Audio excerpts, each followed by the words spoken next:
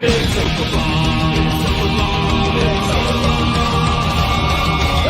night in with MauLer and the drinker, getting trashed with the web-screen dictors. A cheap night cause I'm feeling kinda thrifty, got a 10-pack of beers and a bottle of whiskey. Hop up the cork, have a glass of wine, I'll still say I'll be fine. Trouble walking in a straight line, but pour me a Pinot Noir. It's open bar with our hosts, MauLer and the critical drinker.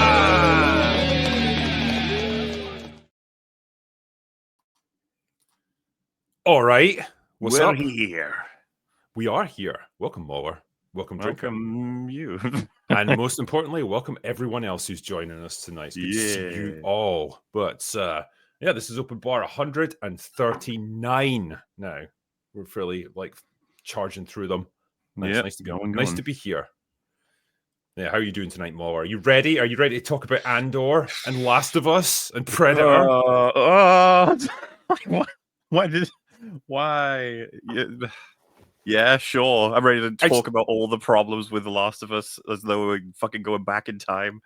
Can we just do like a stream where we'll just talk about Predator, the original movie? Fuck yeah, we did. We'll just scrap everything. We'll just talk about that film for like a couple hours. Did we do that with like Az or something? I could have sworn we did a Predator happy hour or something. We probably did. I mean, that'd be the happiest of happy hours. We just do it once per year as therapy. Yeah. We need to do Predator too. Honestly, I'd love to talk about that with you. Yeah, sure. 100%. Oh, well, cool. Well, we just arranged that anyway. But anyway, right. let's talk about stuff for tonight that's relevant. What do we do? We at this stage in the evening, we usually do like the rundown of the year that's relevant to our particular open bar, which in this case is 1939. Certain conflicts arose during that year, but I'm sure you don't need to hear about that. You're probably quite familiar with it. But in the world of movie making, apparently 1939 is considered the greatest year in the entire history of cinema. Were you born then? Is that why, or is it just someone else? In terms of like the quality of the movies that came out in that particular year, and the longevity that they had, the Oscars that year was absolutely packed. I mean, this was the year that gave us what do we have here? Gone with the Wind, The Wizard of Oz, Wuthering Heights, Mr. Smith Goes to Washington, Of Mice and Men, and Stagecoach, all in the same year. I mean, this is a pretty good year for movies. Yeah, I'm not gonna lie. This is pretty foundational to the entire industry forever. Yeah, that's right. Yeah, they did okay. They did okay. I don't think people will look back quite as fondly on 2025, but kind of used to that. We're like the runt of the litter when it comes to generations of humanity, but that's fine. But in terms of like the top earners in that time, like the biggest stars of 1939, apparently Mickey Rooney was top. He was the biggest earner box office wise of 1939. And he would get first place again in 1940. So the dude was doing well back then. He also had Spencer Tracy, Clark Gable, Shirley Temple. Fucking Shirley Temple again. God, go away. Errol Flynn and James Cagney. I mean, that's some pretty big names right there. I can see why they considered 1939 a pretty good year for movies. Not bad at all. And interestingly as well, famous people who were born then. John Cleese, legend is. Wow. Yeah. Francis Ford Coppola, Ian McKellen, Harvey Keitel, and Tina Turner, weirdly. I did not think she was as old as that, but there you go. Truly not a bad year at all. Yeah. Apparently also the first ever successful helicopter flew in 1939, and we got the first ever digital computer. Well, there you go. Take that, world. 1939 gave us computers. What have we done recently? AI? I guess. That's true, yeah. I mean, yeah, I don't imagine they would cope too well with today's demands, but it's nice all the same. Anyway, we've got a nice lineup of guests for the open bar tonight. What do you say we bring them in? Well, you know what? Fine, let's do it. Flood the bar. Let's flood the bar with talent. So we have got, in no particular order, Star Wars Theory, Snarky Jay, Robot Head, and Chris Gore. Welcome, everyone. What's up, guys? Hey. It's good to have you on board once more. And honestly, I couldn't think of a finer team of people to discuss Andor Season 2, because you guys are all in Star Wars. I'm reliably informed. How have you found it so far? Because Chris, I know you've seen more of it than us, but I guess we'll just start off with the first 3 episodes that we've all seen. What's your opinions on it? And you know what? I'm not going to make you go in any particular order. Whoever wants to talk first can just go. The first 10 minutes was good.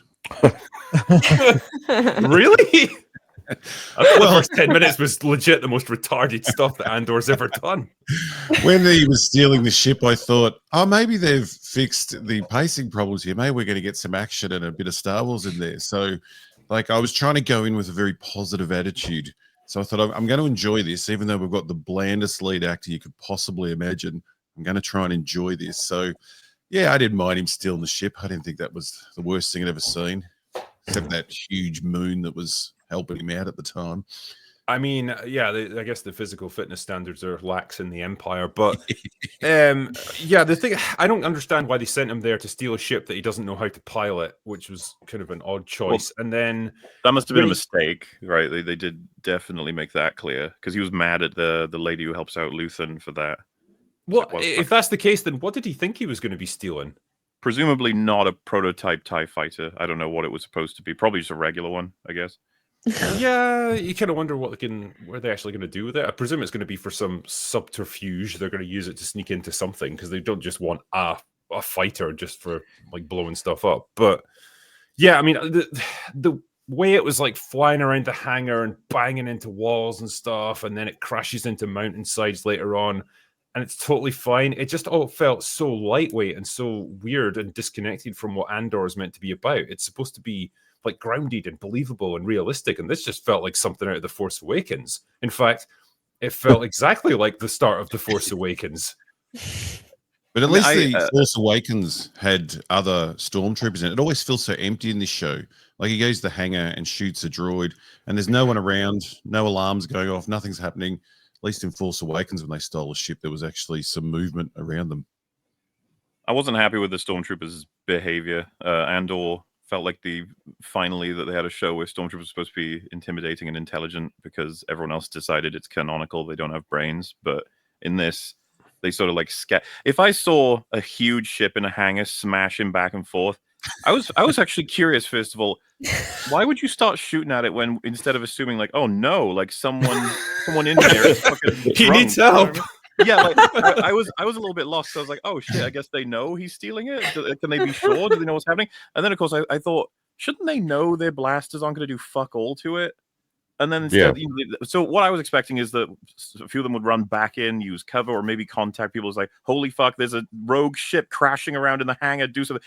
And then of course the rocket guy, who like doesn't use any cover, is just sitting there with a reload animation. It's like one of the most awkward standoffs I've seen in a long time. It's like that bit in Hot Shots Part 2 when Topper Harley's shooting at some dude with like arrows and he just keeps missing, and then like he has to pick up a fucking chicken and shoot it from his bow, and like the guy's desperately trying to like put the magazine in his gun like it's as slow as possible just to waste time. It's like that. It sounds like an awesome Robot Chicken, well, an easily written Robot Chicken skit.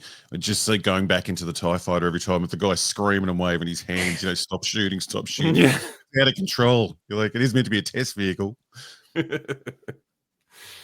It's and like, I'm okay with Spotted, by the way. Like I'm fine with stormtroopers being used to in action scenes and stuff. I just I was just surprised like 3 times in a row with the decisions. I was like, why are you doing what? No, stop. Why are you doing The whole sequence felt like a studio note where it was like, okay, Season 1 of Andor got the reputation for being a little bit stodgy and a little bit too serious and, just a bit slow-paced and boring. We need something to liven it up, to kick off with a bang. And how about a good chase scene like this? That's what it felt like because it's so just tonally out of step with the rest of the show. And it, like once you get past that, it's really like back to normal for Andor. The tone changes to something much more like slow and methodical and realistic. Apart from the fact that Cassian ends up stuck on a planet with a bunch of retards who end up fighting over the ship. And they played rock, paper, scissors. Did we all get that? It was space, rock, paper, scissors. Like, for as grounded and as intense and gritty as Andor was, they're like, hey, look, a bunch of grown men are going to play rock, paper, scissors. Next, they're going to have a tickle fight. Let's tar up first. Get the fuck out of here. So when I was watching it and they all agreed to draw their weapons and put them on the ground, I was like, so the monsters will attack and then they're going to struggle to find their weapons before this. So it gives the monsters and I was like, wait, why are they even doing this out in the open in the dark when they've already established there are beasts at night that might attack them? I was like, wouldn't you want to do this in the cover or whatever? And then of course the action scene happens. I was like, oh, I guess that's how Andor escapes, because this is happening. This is awkward. The whole thing is just like keep him tied up for like 2 episodes, like, because everyone else is kind of in a holding pattern, wondering where he is, and so it's just like, well, we need something to stop him from getting back to base and contacting them. I thought when this arc started and he got captured, and then you see all these guys. You remember that there's an intercutting of the Krennic scene with these guys. And I thought, oh, okay, so they're saying, like, look how ordered the Empire is. It's like, we have this goal. It's going to be this evil. We're going to have each of you guys do all these evil things. And we're going to make sure we get exactly what we want when we want it. And it's all for the project for the Emperor. It's like, okay, versus, did you do this? Did you know? Did you? You know, back and forth. And it's like, oh, see, the rebels are out of control. They're fragmented. They need help. Andor is here. I was like, oh, is this going to be, they're going to give Andor a chance to sort of talk to them, rally them, tell them why they need to work together, tell them this is exactly what people like the Empire want, and, you know, we're never going to get anywhere. But he doesn't really say much in 2+ episodes. He's mostly just captured, and I don't understand why. Because what was I mean, other than the fact that it was like, yeah, they're disorganized and stuff. I was expecting at the end that he would maybe consider helping him out or save him, whatever. But no, he kills 1 or 2 of them, whatever, and then leaves. And I was like, okay, yeah, I guess. that's that. Biggest waste of time. They're all retards anyway. So like, are they really the kind of guys you would want on your side, even if you could win them over? It's like, it was such an odd choice to go to that planet when they could have just had the story of him stealing the ship. Like, just drag that out instead of, you know, have him hidden away. That's why no one knows where he is. Or, you know, it gets damaged, the hyperdrive doesn't work, and he has to go to a planet to get parts to repair it. Like, it's a fucking Mandalorian style plot where it's just like, you know, A plus B equals C equals resolution of story. But like, it would be something that would give him something to do instead of just be tied up in a ship and waiting around. It felt like an odd choice for a show like Andor that's normally fairly smart about how it uses its characters like that. And then, the other stuff with, I mean, just on that point, because I agree with you. I would have thought after the reaction to season 1 that they would have wanted to make a pretty fast-paced first act for season 2 to be like, we're back, boys, and we're not going to be boring anybody this time around. But with how I'd say how much time is between each development and each kind of interesting character moment, I was just like, man, this is gonna send a lot of people to sleep. I think I wouldn't have advised this personally, you know. These 3 episodes were a bit of a joyless slog. I'm not gonna lie on that one. I kept looking for other things to do while watching it. Seeing as they said it was the best television in a decade or ever, or since God Walk Here. This is the problem, right? Because like on the one hand, like it's really well acted. The staging and the production design is all fantastic. It all looks great. And a lot of the dialogue is really good as well. And so you can tell that it's well made stuff. But man, the pacing is really difficult to get around, and the frustration of trying to balance so many subplots and so many characters, and just how long it takes to make things happen is frustrating as fuck. I'm like, just get to the fucking point with this. It pulls it. It draws things out way longer than it needs to. Like with Mon Mothma's subplot, like. When she's marrying her daughter off to the son of the banker guy who facilitated all the financial stuff for the rebellion. So like, okay, that's a personal sacrifice she's having to make. It would be enough just to show the girl walking down the aisle looking unhappy. That's enough. We get an entire episode of the entire wedding ceremony and all the stupid like stuff that goes around that. It's nice little world building stuff. We don't need it though, and there's way more important things that we need to be getting to. But it's like it's just done to eat up screen time, and I don't know why. It's city building. It's not even world building. It starts making it feel like a soap opera. It's like my mum watches that crap Bold and the Beautiful, and they'll drag out a wedding for like months. It seems if you go visit her. So it's like no matter how good the script is and what they're saying, dragging it out that long, it just makes it such a slog to get through, and it just rips any sort of interest you have out of it. Yeah, sorry. No, go ahead, dude. I was gonna say the Mon Mothma stuff is like a British period melodrama. It's played with that kind of pace, but I think the reason it's so these first 3 episodes are the worst. They're the worst of the series. I'll talk about the others later if you want me to. But I'll say these were boring like last season. I thought last season ended on a high note, but it was it's slow. It's a slow burn, and slow burn is not Star Wars. Star Wars is faster, more intense. That's the direction George gave everybody for the first Star Wars, and this is not that. Having said that, wait, Chris, can I just ask? Please, do you feel that the prequels achieve that? No. But I will say this: I think the political intrigue, the Machiavellian things happening behind the scenes, are much better done in Andor than those aspects were handled in the prequels. For sure. Yeah. I do thought it was funny the diversity rebels that he saw, where each one had kind of a line, so they all got to speak. And but that opening shot of the larger woman was a little I'm not saying as a that's no moon. No, I opening shot of the large woman. It was but there's an ass shot of her, and she takes up 90%. Dude, why did they give her my name? Her name was Nia.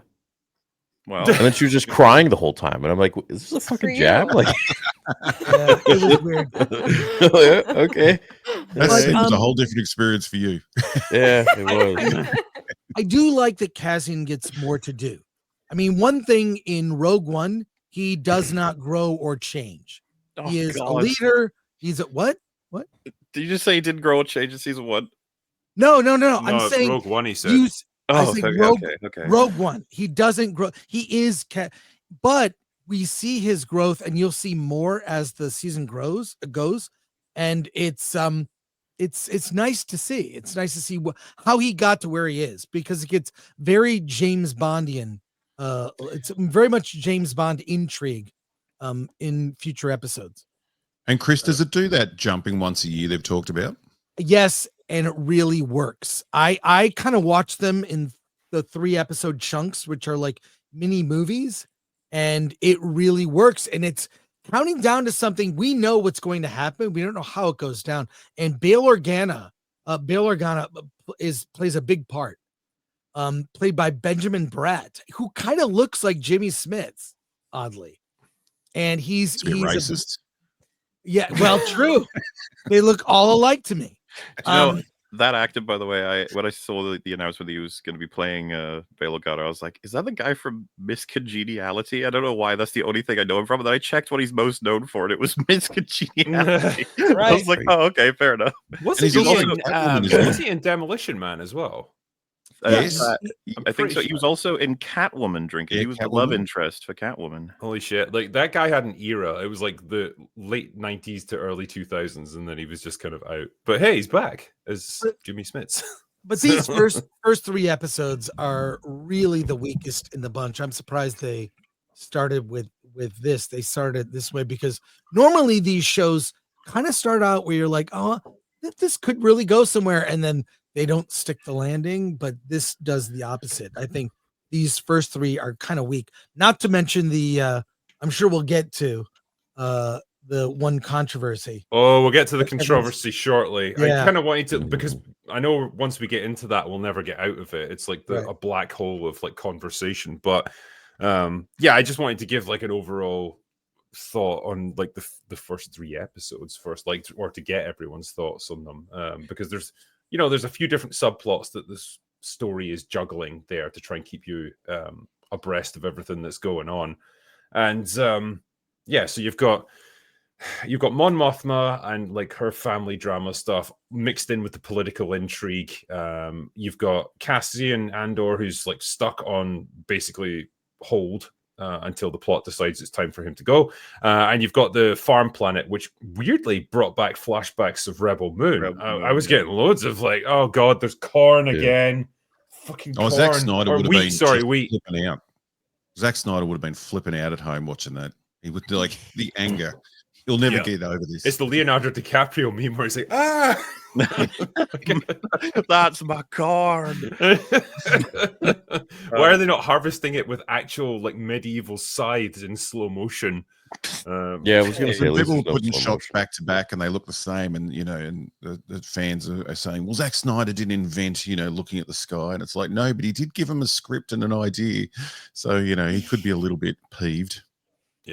And you've also got the subplot about Cyril and miserable looking Imperial lady who are just having a nice little domestic Dedra, and like him meeting the mother-in-law. You sometimes see things like that and you just like, am I watching the right show? Is it Star Wars? Like what's going on? Like having an awkward dinner with the mother-in-law and just like a little bit of a sort of domestic dispute. For me, right, this? This, I'm probably going to be standing alone on this one, which is fine. But Cyril, I really liked in season 1 as a upstart guy who's trying to make his way through lower levels of the Empire, and he truly believes in order and he wants things to work. Yeah. Gets his job, he gets like the biggest chance ever against his superiors' instructions. It all goes to hell and he gets hyper demoted. And then he's, spends the rest of the season trying to find a way to get back up. And right at the end, finds his avenue, is in the right place at the right time, saves an ISB officer, and then the show ends, right? That's his story. It's like, oh, so what will happen? And it's like a year later, like, okay, that's fine. And it's like, he's living with Deirdre. They're now dating. It's like, okay, sure. I guess I can buy that. Yeah, I just would have... like, so what is he doing now? And it's like, oh well, now he's a higher rank in that place he didn't really like working. Remember, because it's not that he wasn't good at it, it's just he wanted to be back in with like finding Andor, finding doing all that stuff. So I was like, I want to know what Cyril's been up to. I want to know if he's like an enforcer for her, if he's developed anything, like what job does he have. And most of the information on him was about the mother and his relationship with Deirdre, which, I'm trying to be fair here. It's like that could come up and it could be of interest because he's got issues with his mum, obviously. And if it somehow translates with the relationship with Deirdre, blah, blah, blah. It's like there's something you could do with that. But I would want that to be, how do I put this? Like on top of the actual stuff. Like, I want to see what he's doing in relation to the Empire. I want to see what their relationship like, if there's a power dynamic, because he always was the one that saved her life, so to speak. I wonder how that plays in. But didn't really get any of that. And I was actually pretty disappointed because I love Partagaz, one of my favorite characters from season 1. That's the head of the ISB like unit they have. I forget the actor's name, but he's fucking great.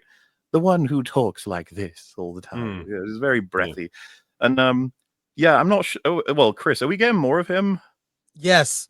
Oh, thank fuck. Yes. And just disappear in this. I thought he was flushed when they were like, "Oh, you'll be doing the Gorman project, so bye." Yeah. And I was like, "Please don't tell me that he won't be in it anymore." Is that Maester Qyburn from Game of Thrones? Yeah. Okay. Sorry. Bad memories. So yeah, it's this stuff could come up later for Cyril, of course, but it deserves to be when we rejoin him after a year missing. In fact, that's what this opening arc should be. It's telling us how everyone's doing since we last saw them, what they're thinking about. And that's another thing I felt was missing in the Corn Planet. Those characters. The first scene where you see Bix having a nightmare from the trauma she had from Dr. Gorse torturing her throughout all of season 1. I was like, oh, that's really interesting. Yeah, where are we going to go with that? And obviously the same thing for all the characters on that place. They showed a lot of scenes of them being somewhat settled, happy there, working hard, worrying about the Empire, trying to plan to avoid them, and then ultimately, awkward. Like one of them does die. They try to evade it and all stuff. And I was just like, man, they could have been so much more. Could have had so much more character, so much more information regarding like the world and everything they've done and how they feel about this situation. And I didn't feel like I was getting a lot of it. Controversially, at least in this panel, I felt like the Mon Mothma stuff was actually the best of all of it in terms of getting me character. And Genevieve O'Reilly is fucking amazing as an actress. She's dominating the screen right now. She's really good, but again, it takes a long time to get to where you need to be, because it's like the premise of all those scenes is like, I can't remember the guy's name, but like the guy who helped to finance them and took a lot of risks for them, and now he's like causing problems for them, basically saying like, I want more rewards for this because my investments are not paying off. And the implication being, of course, he's talking to the wrong people and he's going to blow the whole thing. And it's like straight away, he's going to have to die. You know that. Everyone knows that's what's going to happen to him. He's going to get taken out now because of this. But it still takes 3 episodes to get to that point, and he's still not dead. You know, that conversation was spread over 3 days in their world. The one conversation gave me the shits. It's too much. It's taking too long to get things done, and it's frustrating because there's interesting stuff going on there for sure. But it's like, oh man, you're really like getting your money's worth out of this one. And I don't know why. I don't know why they're trying to take so long with it. What's the show? That's what they do. My entire issue with it, and I know I'm probably going to die on the wrong hill right now. I loved season 1, and I am not of the opinion that slow and steady content is not Star Wars. Star Wars can be a lot of different things to a lot of different people. I think Andor is a really specific flavor of show. It's not for everybody. I can understand that. I acknowledge that. But I think it has a place doing what it does. Does it feel like political spy drama with a Star Wars label on it? 100%. Personally, I enjoyed it. But the problem is that the first season felt slow on purpose. It was slow because it was building something and there was all this nuance in it. And from these first 3 episodes, I felt like this is filler. Like most of this, yeah, there might be, right? Like that important conversation was being had. This guy is blackmailing Mon Mothma, and we know what's going to happen. We know he's going to have to be taken out, but it took 3 episodes to do that. You know, this thing that they teased with Bix, this trauma that she still has, they teased that, didn't do anything else with it. Cassian Andor is tied up for 2.5 episodes for no reason. And so it's like this episode, this series that was slow and interesting has now become filler and objectively nonsense because characters that would have made intelligent decisions in the first season are now back to being morons. So it's like, is this a show, the gritty show made for adults? It's not for everybody. Or is it Star Wars, we make this for everybody? It's very clearly not for everybody, but it goes back to this nonsense at times of rock, paper, scissors and people making dumb decisions that it takes you out of it. It's really hard to get invested in it. And this is coming from somebody that loved the first season. Like I was on the edge of my seat waiting for this shit. And I sat through 3 hours and I was like, honestly, I should have just done my laundry. That would have been a better use of my time. To be super autistic about an example, to I assume support what you're saying, there was one that stuck out to me. You know the girl who helps out Luthen in his shop? Yeah. So there's a scene where we see her arriving. I think it's after that. She's left the party. She's gone back to Coruscant, and she's arriving at her place. We see her access like a secure panel to open the door. She walks in. She activates the lights, and you see all the stuff as from season 1. And the person I was watching it with was like, "Oh, someone's gonna be here," and I was like, "Yeah, I mean, obviously we wouldn't be watching this unless something was gonna happen." And she walks to the back room. She activates the machine, I think, to like be able to talk to different informants and stuff, and presses some buttons. And then we cut to a different scene. And I was like, "Oh, okay." Just stuff. And then, of course, when we see her again, she goes to use that machine, and I was like, "Wait, but what was the point of that other? Like, I didn't need. I know she can get here, you know. Like, I don't. Fill 3 minutes. That's what it was for. It's a. I didn't feel like that ever happened in season 1. Maybe I'm wrong, but like because I did rewatch it before, and I'm quite happy with season 1. But this one is just a couple of scenes where I was like, man, I'm not clear on why we was shown that.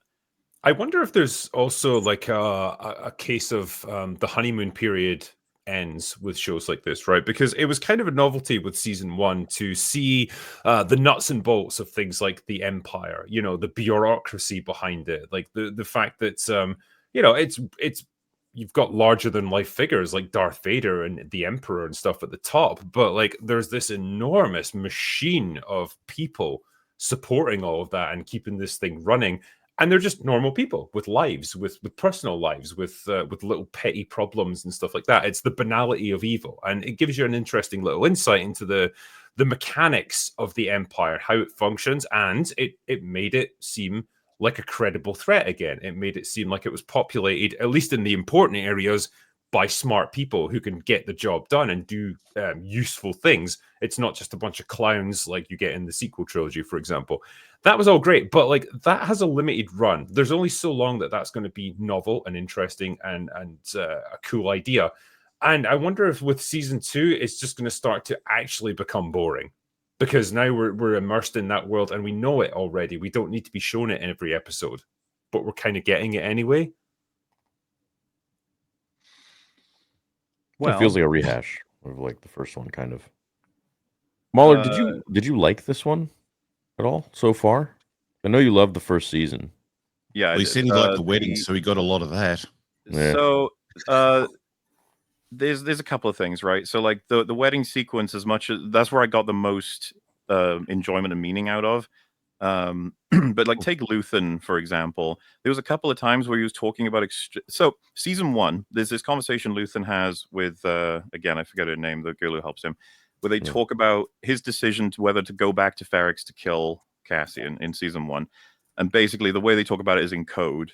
He'll be on the receiver with her and he'll be like, so how about that other piece? And she'll be like, that piece has several buyers, implying that the Empire and other interested parties are on Ferrix. You got to be careful. And then he's like, yes, but we can't let that piece go to any of the other buyers. And then she's like, okay, but if you wanted to buy it, it's going to cost you a lot. You know, this kind of conversation where you're able to read, oh, she's saying it could kill you. He's saying, like, if we don't, it'll kill us anyway. But, like, they have to do it all in code. While at the wedding, there are several scenes where they are talking about explicitly, like, sensitive information just in the open. And I was like, man, like there's a I can't remember where it was. It's sort of outside the building and there's a staircase behind them. And I was like, there are about 17 different locations you could be listening to their conversation without them being able to see you. And yeah, but the script says it's okay at that point, so you don't have to worry about that. It just struck me as so strange. They're so careful usually. And so some of that stuff, you know, on its own, it's like, but when you see it enough times, you're like, oh man. And yes, it seems like, because I'm not inclined to disagree with you guys completely on.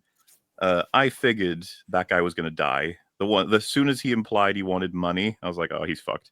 Because Luthen's not going to stand for that. He'll kill him. And the show does take a few conversations for Luthen to sort of send that reality to Mon Mothma, which I get it. It's a high school, like a childhood friend. I think she said she's known him for a really, really long time. So I get and I like the idea that her efforts to take down the Empire, she brought in a friend for specific things that she didn't need to get him more involved in, but he has now lost so much in terms of prospects and money that he's resorted to other alternatives that he's becoming a threat. And as soon as he starts hanging out more with that other guy, like presumably to try and get money off him, you know, it's a compromise. He's going to potentially blackmail them. And so Luthen has to take care of him. So I like that whole process and I like her reaction to it.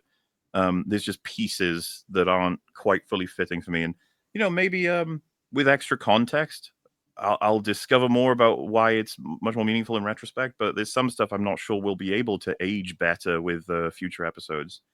But again, you know, like the conversation she has with her daughter, where she, you know, says like, "Oh, I'm sorry about like her experiences with this kid," where you know the subtext of it is she's actually apologizing for basically having sold her off to defeat the Empire. Like, I really like everything to do with that sort of stuff. And the guy losing the money left at the end, I thought they're going to jump a year now. That seemed a way more important issue to deal with than jumping a year. Like, is he still going to be around in a year? Because that seems a long time to let him just hang around if he's got that attitude. The you way think it would have been resolved in these 3 episodes, not jumping a year in the head. No, absolutely. The way that scene was framed, I honestly expected the moment the blast cover closed on the speeder or whatever, that it would blow up. Like, that was going to be it. Like, he would get taken out right there and then. And the 2 girls looking at each other, like, it's like the pilot sort of recognizing this is a suicide mission. Like, when I get in this with him, we're both going to die here to take him out, but that's what has to be done. I figure she's just going to take him somewhere and shoot him or something. Well, probably, yeah, but like when you give someone a significant look like that, it's almost like a goodbye. That's what it felt like. So the look for them too, might have known. As you guys probably may or may probably don't remember, but they were together in season 1 and they haven't seen each other since. And so obviously she's still working for Luthen, but they're separated. And so that look is more of a like, where the fuck have you been? What is our relationship? Yeah, and then it cuts out. I don't care about that stuff. Unless we see actual scissoring, I just lose all interest. Yeah. Well, there's a question that's come in here actually. This like brings us neatly along to the other thing I suppose that we were going to discuss about Andor. So it's from Andrew Valdez, and this is for $100. So he said, "You're a child if you think that rape can't be in Star Wars. There is slavery, there's death by the billions with the war and the Death Star and the brutal torture of prisoners, slavery of Twi'leks. You're a child if you can accept all of that and not grape in Star Wars." So. Yeah, I guess that's a neat little segue into the controversial scene in episode 3 where a character is assaulted by an Imperial Can I officer. just quickly ask Theory, in all the time you've covered Star Wars, have you ever gone to bed thinking the next day I'm going to have to argue with everyone about rape in Star Wars? Never. Because No. the way It's everyone lost the their most- minds. bingo cards. Mate, it's the most jarring thing I've ever had to and I've come across a lot of bullshit in the last 9 years of just being online in the Star Wars space. This is the most weird thing where I have to actually argue that I feel like rape doesn't belong in a Star Wars film. Sure, it happens in Legends, and I was on Ryan's channel last night talking about it for like 40 minutes, and we discussed how it has happened in the EU. Boba Fett's wife, for example. And then he took revenge. But I don't think it belongs in any sort of a Star Wars live action show. Does it happen in Star Wars? Well, of course, everything and more happens in Star Wars. But that doesn't mean we need to see it. It's not something George would have put in the frame. He is very he implies certain things and then cuts away, like the kids, Master Annie, there are too many of them. What are we going to do? And you just see the lightsaber ignite, cuts away. Okay, he obviously kills them. Jabba licks Leia. Okay, obviously he's trying to do some sexual stuff to her. We don't see him like ripping her clothes off and then taking her from behind. So, like, there's none of that. So I feel like, yeah, it exists in Star Wars, of course, but it's a little jarring to see in the world of George Lucas. So you're okay with it in books? Yeah, I think it's in books. It's a little more acceptable. It's the EU. You go into that. You're going into a darker space. But you're kind of like, you're okay with it being implied as well, but not shown. But it's the same thing because it's like, yeah, what's happening. Well, it's like, like George wanted to put, I remember Ian McDermott was talking about this, that they were going to put scenes of the kids being chopped up on the floor, and George was like, "Nah, that's too far." But yet he implies no kidding, George. Yeah, but he implies it, right? So it's like you can show certain things, but going too far by actually showing it is like, that's just, you don't need to do that. I agree with Theory. It felt really out of place. Yeah. Certainly he could have beat her, threatened her, been evil, but rape being implied as like a transactional thing to happen seemed very out of place, even for this series being as serious as it is. It felt off and unnecessary. And I don't know how many Lieutenant Kroll cosplays we'll see at future cons. It could happen. Oh my god, dude! I'm Lieutenant Kroll. You got your pants halfway down. Like Mark Your Hamill giving an award. zippers open. Yeah, Oh, one God. zipper open. I'm Lieutenant Kroll. Damn. I think it would have been softened too if she'd called out, "He attacked me." Like, it was when she screams out, "He tried to rape me." It sort of just really threw it home. It's like Or they that could have even could've- just softened it for the audience. They could have made up some Star Wars word. You know how like I do miss like coming up with clever words that aren't from our universe for a thing. Maybe there's Force. a different word for rape. Why? In Star Wars. I don't understand. But why would you want to sugarcoat this? It's like a horrible thing that happens, much like much of what the Empire does. That's not sugarcoating. I think it's just, with Star Wars, and this goes back to Bricks and Screws. So Ralph McQuarrie, and I was told this by Paul Bateman, who took care of all of Ralph's artwork. Everything George wanted was supposed to be from a different world. Like everything, including the bricks and the screws, which is literally what Paul Bateman told me, which is something from Ralph McQuarrie. We got lost in translation, I guess. So everything that he made was supposed to be from not to remind you of this world, of something else. So if you want to use the word rape, then using a different space word, that would keep you at least okay. Well, they got their own little word over there. What's a good word for space rape? People in the comments, let's hear. We'll vote on the best one. So But So, like, okay, so what would you do if someone was in the call right now saying they just seen, the prequels and they think it's fucking disgusting that they implied that children were, executed and that they showed the immolation of a man after having his limbs separated? Yeah, I get that all the time. I've got that for years. What do you mean? Yeah. I've got that comment for years, being like, "How could you support that? You like a character that kills No, kids?" not support. No, I'm saying like if someone said that's not Star Wars, it's disgusting to put that in Star Wars. Oh, but like no, it's gratuitous or whatever. But the whole reason Anakin did that, it was showing that he's doing these horrible things for a purpose. And then later on, he's crying about it on Mustafar. So the reason he did those things wasn't because he's a sadistic killer. It's because he had to do horrible things in order to plunge himself deep enough into the dark side to unlock certain powers that could therefore save his wife. Yeah. So I understand you're talking about like the story is justifying us seeing this kind of content, correct? Right? Yeah. I would argue the same for Andor, but you understand that counter wouldn't work with someone who is morally outraged by it. Morally outraged? What do you mean?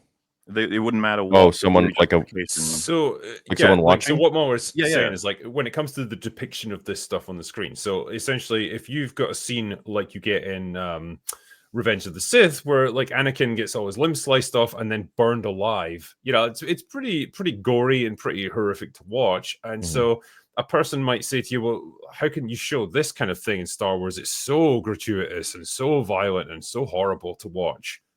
Is this really what you want Star Wars to be? I think there's quite a difference between, a bad guy getting what he deserves by getting, his limbs chopped off, and then also, the continuity of showing what happened to Darth Vader and why he's more machine than man, versus something as, at least in my book, the most vile thing on this planet is, forcing yourself on women and children. So it doesn't actually happen, and she does kill him. Yeah, but even it being implied to the point where, he's like got her from behind and being aggressive and hitting her, I didn't feel like it belonged in Star Wars. I think it paints a perfect picture of the Empire, though, and I'm going to give my 2 cents here, and then I'll shut up about this whole thing. But I think as an individual of a certain persuasion, that scene was very personally powerful to me and difficult to watch. But I will say the following. I think it reflects really well in painting a picture of the true horrors of the Empire, because if we're going to sit here and paint pictures of the bureaucracy of essentially space fascism, right, and we're going to go through all these people and their terrible mission and all that stuff, it makes perfect sense to me that you would have Imperials that are essentially working almost unchecked, because somebody like Palpatine and Vader is not directly overseeing what Joe Schmo is doing on this planet to these people, right? So it makes sense to me that it happens. Now, the fact that it is strange to see it in Star Wars, I can agree with that. And I think that a show like this, to be completely honest, needs a higher maturity rating, because I don't think that a 14-year-old, for instance, I'm pretty sure that's the rating of Andor right now, is 14 and up, should be exposed to that sort of content. I think it's intense in that regard. But if we're talking about making an adult show that is for adults about Star Wars, it has a Star Wars label on it, but it's meant for an adult audience, that is something that happens. People that are power hungry and cruel commit acts like murdering children, like blowing up planets, and therefore forcing themselves on women that they see as basically inhuman is not out of the question. The fact that it is difficult to watch, is offensive, is bothersome, personally, I felt like, Jesus Christ, that's terrible, is a different story. But it happens.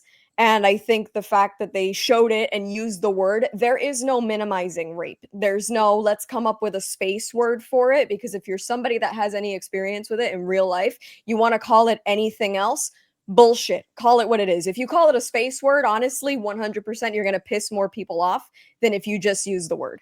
Now, would it have been a little more gentle to say attacked? Sure. But the fact of the matter is what happened. And, at least it didn't happen. She was able to defend herself. And now this is another mark on this character for her strength and her experience with the Empire. But it's to me it's not beyond the Empire's doing, so I didn't have the same reaction to it, but that's just my 2 cents. And I agree. I I respect don't whether think it happens in fair. war. It's whether it should be in this in Star product. Wars, So right? it's nothing to do with whether rape happens in war, and this like it should be the word rape. That's not the argument. It's whether it should be in the Star Wars universe, and it's one of these things, like, to support theory a bit.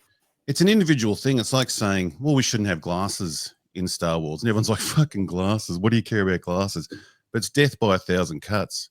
George Lucas had this vision that he liked, and he had these rules, and they're slowly getting eroded away, and the ratings are reflecting it. Like, we've lost what Star Wars is. Now, personally, I don't really care about the scene that much. Again, I don't want to get into a fight about whether they should wear glasses, but I don't think they should wear glasses. And it's the same sort of argument. Well, in real life, we wear glasses. You don't know what it's like to wear glasses. You should have to. In theory, you should love having glasses in bloody Star Wars because you're wearing some glasses now. I fucking hate glasses. It's not the argument. The argument's whether this should be in Star Wars. And that's what the argument is, not whether rape is horrible. And if you've personally experienced it, oh my God, you don't know what it's about. That's a ridiculous argument. It's whether it should be in this product or not. And that's what it comes down to. And there's no right or wrong. Like, some people think it should be, but a lot of people that think, Star Wars should be a certain thing, certain rules, all those rules are getting taken away. And now we're getting this middle of the road series that not many people give a fuck about. And the adult thing drives me fucking crazy. We're not watching Game of Thrones. What makes this so adult besides the slow pace? Like, it's the lameness of how they're making it adult that gives me the shits, because everyone wants to say it's for adults. It's adults. No, most kids could watch this show except for this scene. But, I don't even think the scene was that bad, but I understand why people have a problem with it. It wasn't that bad, and I agree with you, man. I just think that, and no one is arguing that it's a bad thing, it's a horrible thing. Well, of course, that's what made it uncomfortable. I think in Star Wars, it doesn't need to be seen. It can be implied, like I mentioned. Of course, shit happens in Star Wars. There's tons of weird things that happen. But, I mean, you got Coruscant, for example. But, I mean, it just, seeing it, for me, was a little bit jarring. And that's just to double down on what Robot had said. This kind of, I guess, feeds into a bigger then discussion about, like, well, what is Star Wars now, right? Because what you're seeing with all these different shows that Disney are producing is different perspectives on what Star Wars can be. Like, it's almost viewed through different lenses. So at the one end of the spectrum, you've got things like Skeleton Crew, which is a kids show, which is just like the Goonies in space. It's all very fun and lighthearted, and nothing really bad happens to anyone. And like, you're very wrapped up in a safe comfort blanket, and that's for little kids. You've got the middle of the road stuff, like, God, what can I even mention that's halfway decent? The first season of The Mandalorian, right? You've got that in the middle ground where it's like, there's adventure, there's space battles, there's bounty hunters, like all the hallmarks you'd expect of the traditional safe Star Wars universe. And then finally, at the other end of the spectrum, you've got something like Andor, which is much more mature, clearly intended for a more mature audience, more ponderous, more slow paced, more thoughtful, and also more violent. And it's not afraid to show sexual violence as well, like what we got in this latest episode, right? So you've got this great big spectrum of things that encompass Star Wars. Now, what is then Star Wars if it's got all these different possibilities of what it could be? I guess that's, and I don't expect necessarily an easy answer to this, but it's like a fragmentation of the core, I guess, of what Star Wars is. Well, if I may, I have a more cynical assessment of the current situation, because I find it much more interesting of the fact that we've got people here who fundamentally think the prequels are innately important Star Wars, and some people here who think that they probably fucking broke the whole franchise to begin with. And I'm talking about the audience too. This is already rewind back to 2000, like the 10s, before Disney got their new film out. People would have told you, like, the prequels are not Star Wars. They're a fucking disaster. And then some other people would be like, yeah, they are. They absolutely are. Most of the Star Wars content that's coming out these days, like all the different things people are playing or reading, is the prequels. And so that was already difficult to figure out, like, well, what should we be appealing to? And I think we could happily settle in that it depends on what era you're appealing to in the Star Wars universe. But then fast forward to Disney, and it is a catastrophe. It has collapsed. All of the different horrible TV shows and movies we've had that have destroyed this franchise so hard that, and you know, I'm really not trying to pick fights here, but like I think that Filoni's work is more childish than Skeleton Crew. Like in terms of what Robot Head was talking about with maturity, you know, the frustration of, I totally understand, by the way, if you don't like Andor and someone tells you, well, you're not an adult or something, or you're not mature enough, I totally understand how that's fucking annoying. But of course, to try and answer it in like a serious way, you have like, I think a best example is it Namek's manifesto about fascism, basically, and how it you know develops, how it stays strong, and how it must be torn down from, and how people can unite to destroy it. Like the Andor wants to have a serious conversation about how rebellions begin and how you make them stronger, unite them, and how you need to control. He even has that section. It's like the role of mercenaries in a rebellion against a fascist empire. It's like a really significant take on it, sort of thing. But what is Star Wars has been fucking annihilated. I think a lot of people are mostly appealing to the sense they got from the OT. And then there's a lot of people who are feeling like the OT and the prequels together.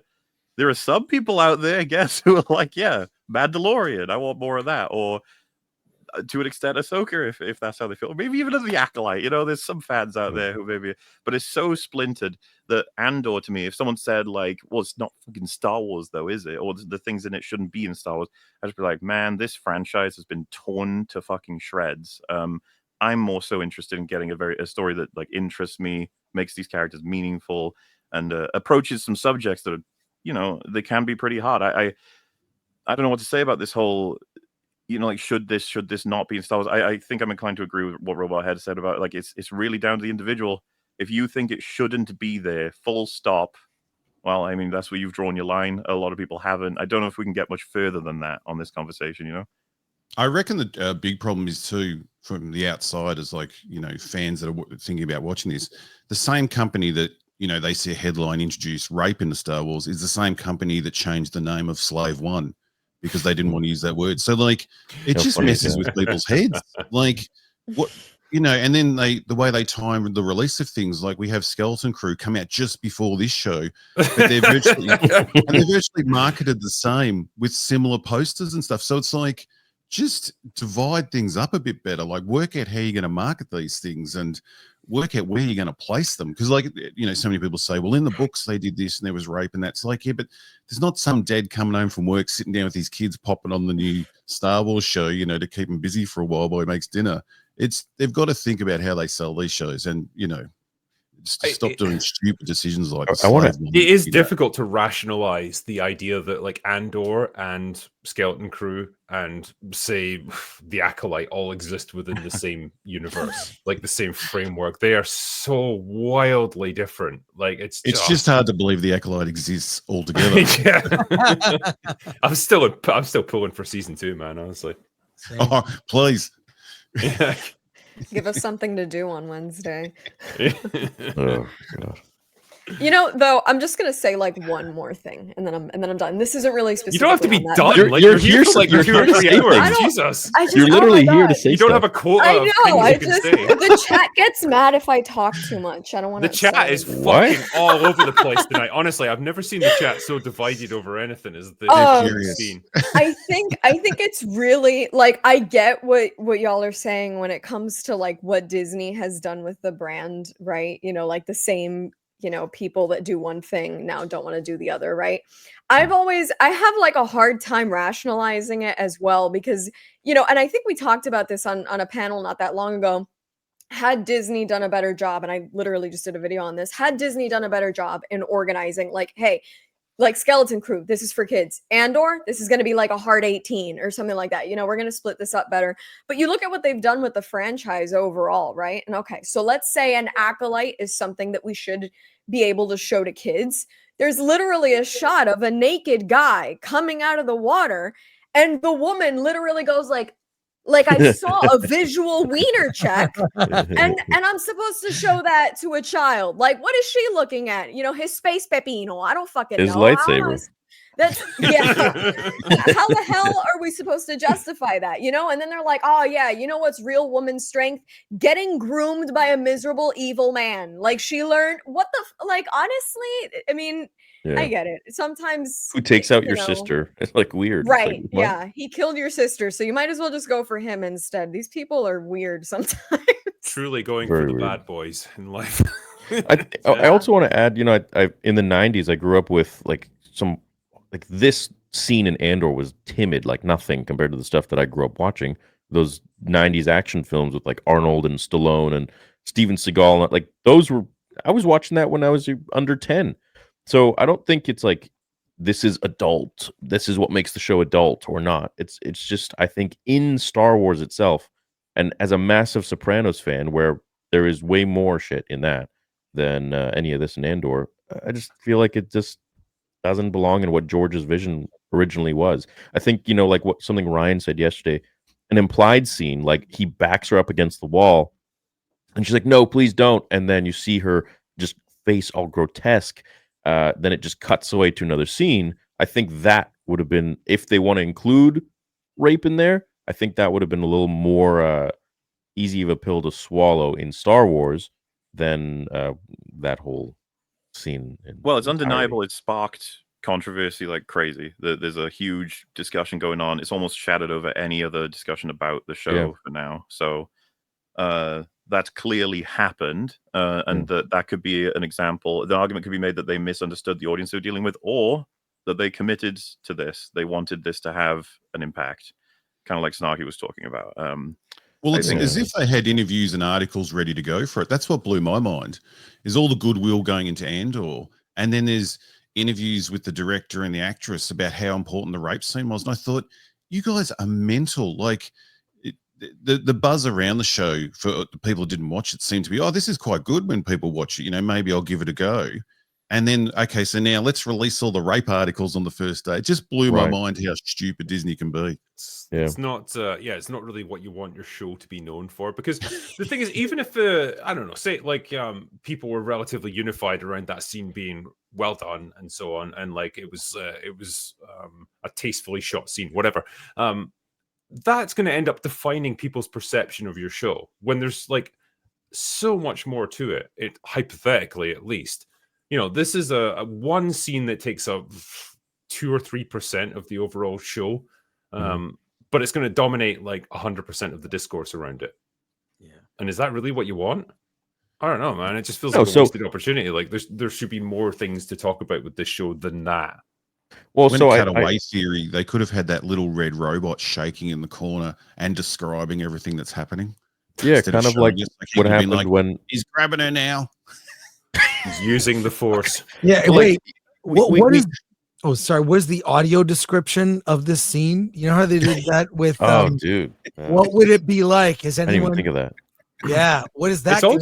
It's all screaming though, isn't it? Everyone's screaming at each other in that scene. Yeah. It's just So when Alderaan blew up, we saw the reaction of Obi-Wan and Leia, and I feel like that shows the audience, okay, the scene was very horrific. Instead of like going into a Terminator 2 scene where you got Linda Hamilton screaming against, she's just getting blown away, which is definitely what happened on Alderaan, like for sure.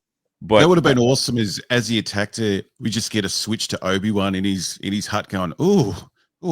Then they just go back to the show again, and he can feel it from the other side of the universe. My disturbance in my pants. Oh fuck, dude! Something else I want to touch on is that there's other ways, other avenues, other than to put that in there in the show. Like for example, something that came to mind that was like really jarring in a different way was The Walking Dead, when Negan lines everyone up and just bashes their brains in. I think that's one way you can hate someone. Like if what was the officer's name that everyone's going to cosplay? Lieutenant Kroll. Lieutenant Kroll, yeah. Like that's another way you can get someone to really, like, if he lined up a bunch of the people there and just bash their heads in or something. I mean, it's kind of interesting you use that as an example, because I think that's the episode that turned a lot of people off The Walking Dead. That was the point where they were like, no, I'm fucking done with this show. But yeah, I get what you're saying. There's a lot of ways to make you hate people, and it's not difficult with the Empire, because they are space Nazis basically, and they are like an oppressive, tyrannical regime. I think what's annoying about that whole scene as well is that You know, it's not actually pivotal to what then happens in the rest of the episode, because by that point, they've already been rumbled by the Empire, right? The other guy's been discovered already, and he's been captured by the stormtroopers. And so the game's up, essentially. It's not like it all hinges on her fighting back and, like, you know, taking him out, and then that tips the Empire off that, like, actually there's rebels hiding out here and so on. It's just something that happens alongside everything else that's already taking place in that episode that's already sealed their fate. And that's kind of unfortunate because it's like a missed opportunity to make it more significant story-wise. I don't know. Like, I feel like it's... I think that's the other problem too, is it didn't really lead to much. It didn't really add to anything. Like, it just wasn't necessary. So, like, if you do have a problem with it, it's like, well, why was it there, you know? Because killing him obviously puts them all on high alert, right? It gets reported. Mm. Yeah, but the other, I can't remember his name. The other guy who's like the fugitive, who's trying to get away on the speeder, he'd already been betrayed by that point and ratted out, and so he'd been taken prisoner already. And then they Wait, go. hang on. I thought maybe I misread that scene. I thought he said that he'd been ratted out to protect the ones that have been looking after him. Well, either way, he's been discovered. So the the Imperials are already on alert because they know they've got, like, rebels hiding out there, and so the fact that she's, you know, she attacks the Imperial officer and takes him out, and you know, his colleague radios it in, it wouldn't have changed the way that things played out because they already knew that they had rebels hiding out there. I guess is what I'm saying. It doesn't hinge on her. Obviously, like, the Empire are going to crank it up if you kill any of them, like, versus capturing, of course. Andor hadn't yet arrived, so everything, like, gets progressively more and more kicked off. But I don't know. It's obviously, I hate to put it this way, but it is a payoff in and of itself, right? It is supposed to be something to draw a lot of meaning out of. It's supposed to be something that makes us think, makes us feel, which obviously has had a huge effect. And I think the quote that's going around from Gilroy is definitely a moment where I'd be like, please look at the context, because it's such a bad quote in isolation. The one that everyone knows at this point. What is it? Virtually, people are reading it as like, we're all rapists. What? Like, it's not actually saying that. What? What is not actually saying that?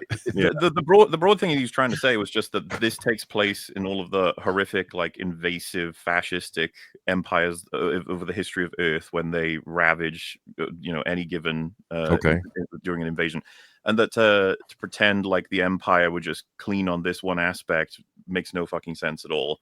And so it's something that he felt it would be like inappropriate for him to hide this aspect, or to not cover it as part of what he believes is an important representation of what it means for a fascistic empire to come down on the rest of the universe, right? And it's just going to lead. It's another aspect of what's going to lead into the whole audience's understanding of why the empire needs to be stopped and that sort of stuff.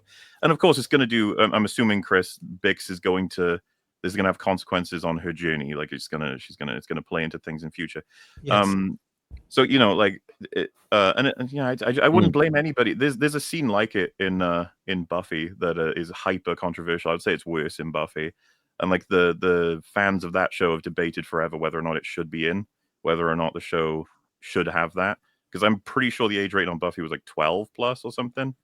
So it's, like I said, it's I'd say it's a bit more like so. When I heard everyone's coverage of it, I went in and I was similar to Ryan. I thought it was going to be much worse from what everyone had said. But I still I completely understand anybody feeling really uncomfortable watching it, but that truly was Gilroy's, like, intention. If you'd said to him, like, don't you think that's going to overshadow everything? I don't think that was something that he intended to happen or would have necessarily wanted, right? Because everyone's going to talk about what they want to talk about. Sometimes you can't see it coming in terms of what might end up being the viral moment. Yeah, but come on, man. You know what certain things are hot topic issues. Sure, but even it'd be like if you put like a scene of a child getting molested or something, like, oh, I never could have predicted. I was just going to say, that in there too. So this was attempted and it failed, and he did say in his quote that he didn't actually have anybody with higher up saying, like, this can't be it, and they approved it straight away as like a sequence that was appropriate. So, you know, he might genuinely have thought, like, this was appropriate to the story, and this will have an impact emotionally that's going to be important to the story, and that he would never have expected it to blow up to be the main thing everyone's talking about. I suppose. Yeah, well, I'm not surprised that they approved it. Look at the stuff they approved. Fucking Kiadi Mundi coming back to life. God damn it. Well, The whole maneuver. That was Definitely on the race. same level. well, next up, get ready for abortion in Star Wars. That's kind of Right. Well, That'll yeah. be- So with him wanting to put all that in there, it's like, well, exactly. Like as Drinker said, why wouldn't they just put in literally everything? A child molestation. Of course, like stuff happens in the Empire that goes unchecked. It's a huge empire, but at the same time, I don't think that. Well, but That's what it stands for. I don't think that's like. And my argument in my tweet was like, I don't think that if Vader saw some shit like that happening, I don't think he would leave it unchecked. I don't know think what he that would has to do walk with it, by. though.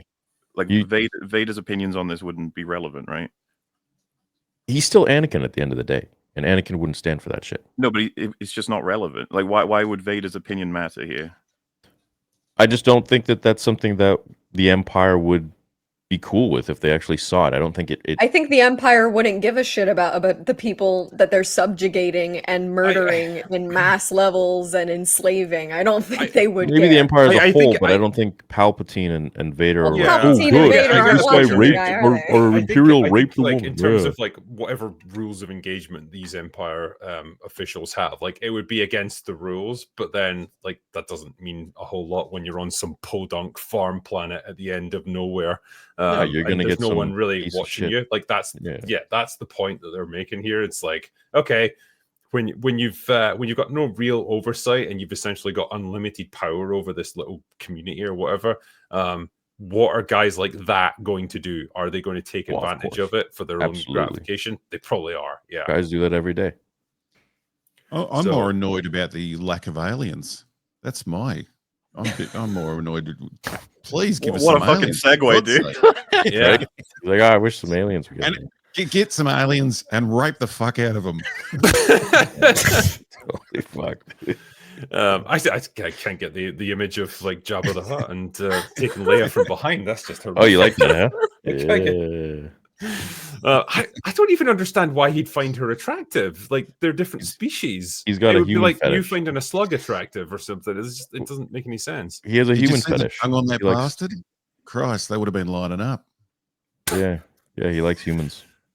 Oh well, there you go. Yeah, like before we move on, there was just a few big super chats that came in while we were talking here, as they tend to do. Casey Masterpiece said, I loved Andor season 2 when a simp white male is delegated to making dinner for his successful girlfriend and controlling mum while they discuss the fate of his emotional disposition as he pouts in his room. He literally goes and flops on his bed and just like has like a bitch. Yeah. I You love don't see that Tony flopping Soprano on the doing bed that. when the camera came across. He was only just around the corner. He wasn't like down the corridor or anything. So he was literally just laying down virtually in view of the dinner table. I mean, thought we've all had I thought he'd been we've all had drugged that for a feeling. second, What's he like he'd doing? been knocked out somehow and he passed out on his bed or something. Interesting note about that. Apparently, Gilroy talked to the director of the episode as to whether or not they should keep it in because he felt it was a bit too overt in terms of like what they're trying to say about the character. So you know, even he was wondering. He wasn't sure. I think it made it seem like he's a kid. You know, he's just like mama's boy. Yeah, I mean, it's certainly it's not out of Emotionally character for stressed. Cyril. I get it. It's just the Yeah. is it necessary? Which is the question you'd have to ask for everything when you're making stuff, right?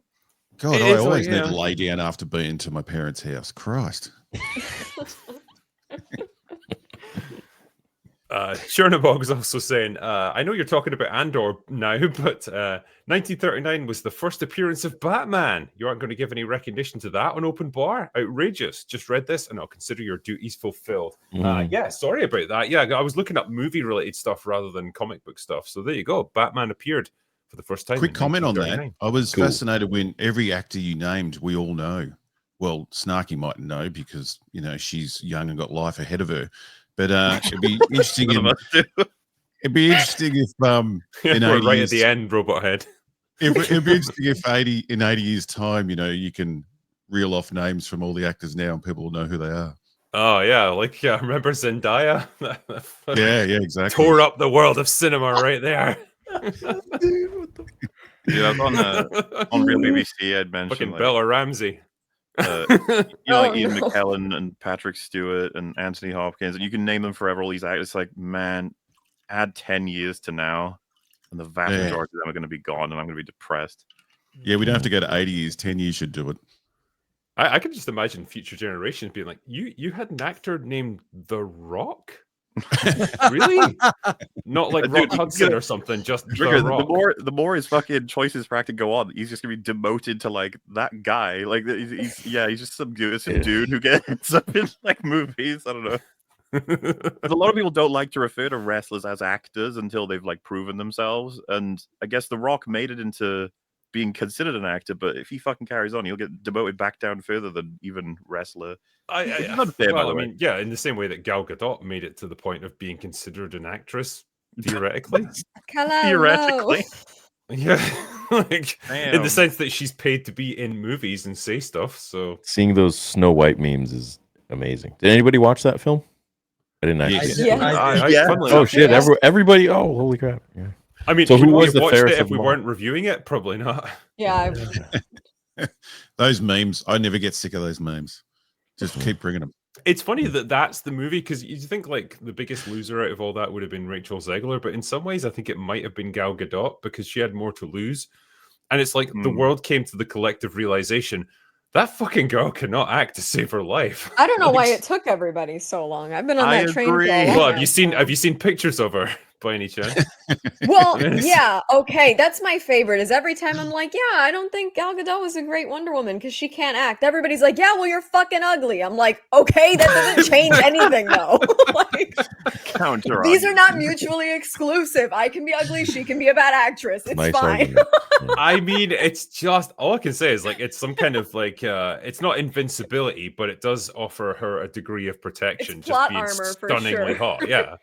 It's beauty armor, and it's like for a while you're willing to overlook shit acting because it's like, well, you know, her face is pleasing to look at, but yeah, it does come to the point where it's like, oh no, okay, I can't. Man, that's how you know anymore. Danny DeVito and Steve Buscemi. That's how you know they're great fucking actors because they don't have that benefit. Okay. What do you mean? They're beautiful, especially Danny DeVito, man. Come on.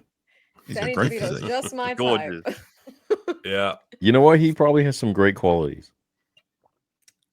sure. Yeah. Tell you what, They love rolling out Armored Best every couple of years for him to tell his sob story about how everyone hated him at the time. And it's hard to explain that virtually no one knew who he was at the time. Can you imagine if he'd copped what the Snow White actresses are getting, just daily abuse? Like this is when people hate someone. This is what happens. yeah. Well, it's kind of self-inflicted in at least 50% of the cases there. Yeah. Tell you what, to change the tone to something much lighter and more fun, you guys watched The Last of Us, haven't you? That was a blast, wasn't it? All right, let's tee this baby up, and I'll see you at the 19th hole, gentlemen. I've played the game. Talk about it. I haven't seen season 2. Season 1 had highlights as a zombie show. I liked it, even with Pedro Pascal, who's so overexposed. But I will agree with Grace Randolph and not watch season 2.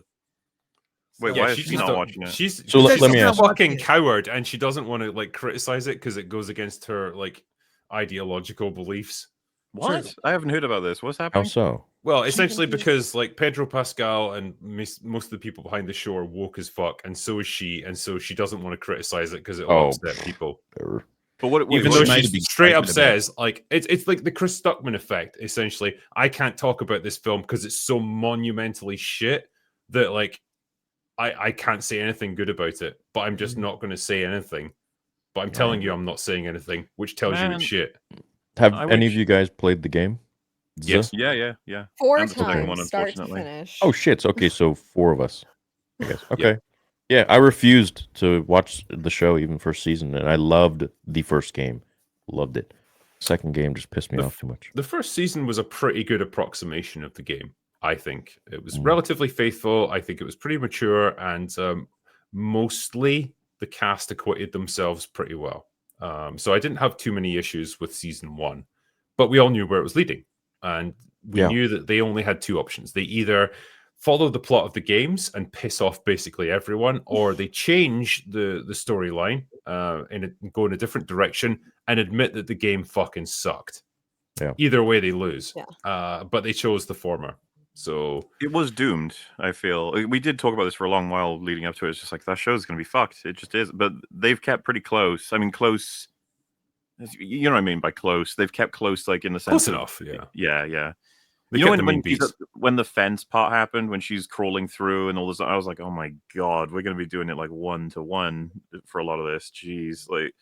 You know, and technically speaking, it's so fucking weird. It's like, well, isn't that good? Don't you want them to use more of the source from a game? It's like, not that fucking game. All the games, dude. Come on.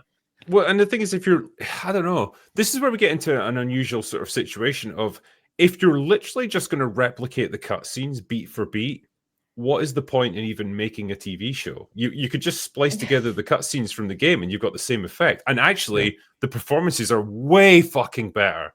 Yeah. The voice, that combination of the voice actress and the motion capture for Ellie in Last of Us 2, as much as I hate the game, is fucking light years ahead of anything Bella Ramsey ever delivered. Same with Joel.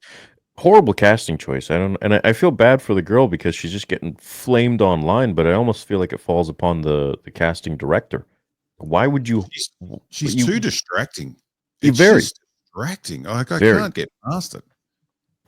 And the fact that they jumped 5 years too, and she looks exactly the same. Yeah, like you could have got an actress that she they aged down and then unfortunately aged up. has a very young face, and I don't buy that she's Ellie from the game. And I played the first game 4 times start to finish, and I didn't have a social life in high school. I still don't, and I was very much into Joel. As somebody who likes Pedro Pascal to a regular amount, I don't see him as Joel. I do not see Bella Ramsey as Ellie. Same. With all that said, I still thought the first season of the show was actually pretty solid, had some good stuff in it. It was pretty close to what it needed to be. I never felt it hit as hard emotionally as the game did, presumably because it's just impossible to translate everything in a game, because you consider the fact that in a game like The Last of Us or anything you play, you spend 50 to 60 hours with this character. I mean, the cutscene movies of any game are like 11 hours, 20 hours, sometimes 40, because there's just that much content. It's hard to make it that powerful, but I don't think it translates very well. I think a big part of that is on the casting. Bella Ramsey is a fine actress, I think. I don't find her intimidating. I don't find her scary. The time skip made it worse, and I understand some people just have baby faces or unique looks, whatever you want to call it. I do not think this person looks like she is the age that she is, and I also find it funny how a big part of the internet likes to attack people who have that opinion and go, yeah, we're owning the chuds. I didn't need to be attracted to her. I just wanted to believe that she was older and the age that she is. I don't believe that. And I also find it really funny how they wanted to die on the hill of making a big buff lady and said this was a very realistic body type. And then they cast somebody who looks like I ate her twice to be Abby. Very confusing. Yeah, dude. Abby needed to be some like roided out, like probably like a transgender or something. Oh, like, just mentioned that's the thing. But if you cast it, say like I don't know, hypothetically, you cast some like bodybuilder actress or whatever, or force the actress to go through some insane training regime to bulk up like that on steroids or something. They would have got mocked for looking ridiculous, and like they would have got the same criticisms that Abby from the game got. That like she was unrealistic. You would not have a physique like that in a post-apocalyptic world. Yeah. Oh yeah, it's hard so to it's get a no-win beefed up situation like that. That's like Yeah, a big in a post-apocalyptic world, man. They can just take a whole bunch of steroids in a pharmacy. Just go drive down to Mexico. You got the trend. Sure. Well, okay, well, let's not go that far. That's the thing about it is they realize the game mentions at one point that she eats a lot of burritos. So I guess that's yeah. So they would have. Yeah, I know what a body built by burritos looks like. It's not that. What do you mean? The game told us. You saying it's unless you're on trend. So the thing they had to solve, right? Because they wanted Ellie and Abby's gameplay to be different. Now, roll your heads back if you fucking remember this. You punch zombies to death as Abby.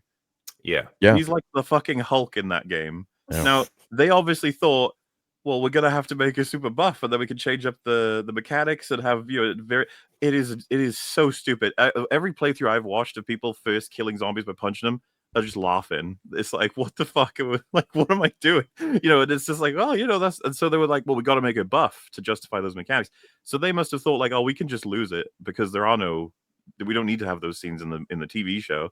And of course, you should have just drove them back to. This should have just been the way Abby was. It's so silly. Like, she killed my dad, so I'm gonna go on a fucking weight training like regimen for the next few years until I'm the Hulk, and I'm gonna go after her. This is the thing. Like, you could have gone for more like a Sarah Connor look, where it's like, you know, very lean, very athletic, very like a kind of lean, mean killing machine. It's like, okay, fine, that's something at least. Someone who trains really hard because they're super focused on getting revenge, but they're still somewhat believable.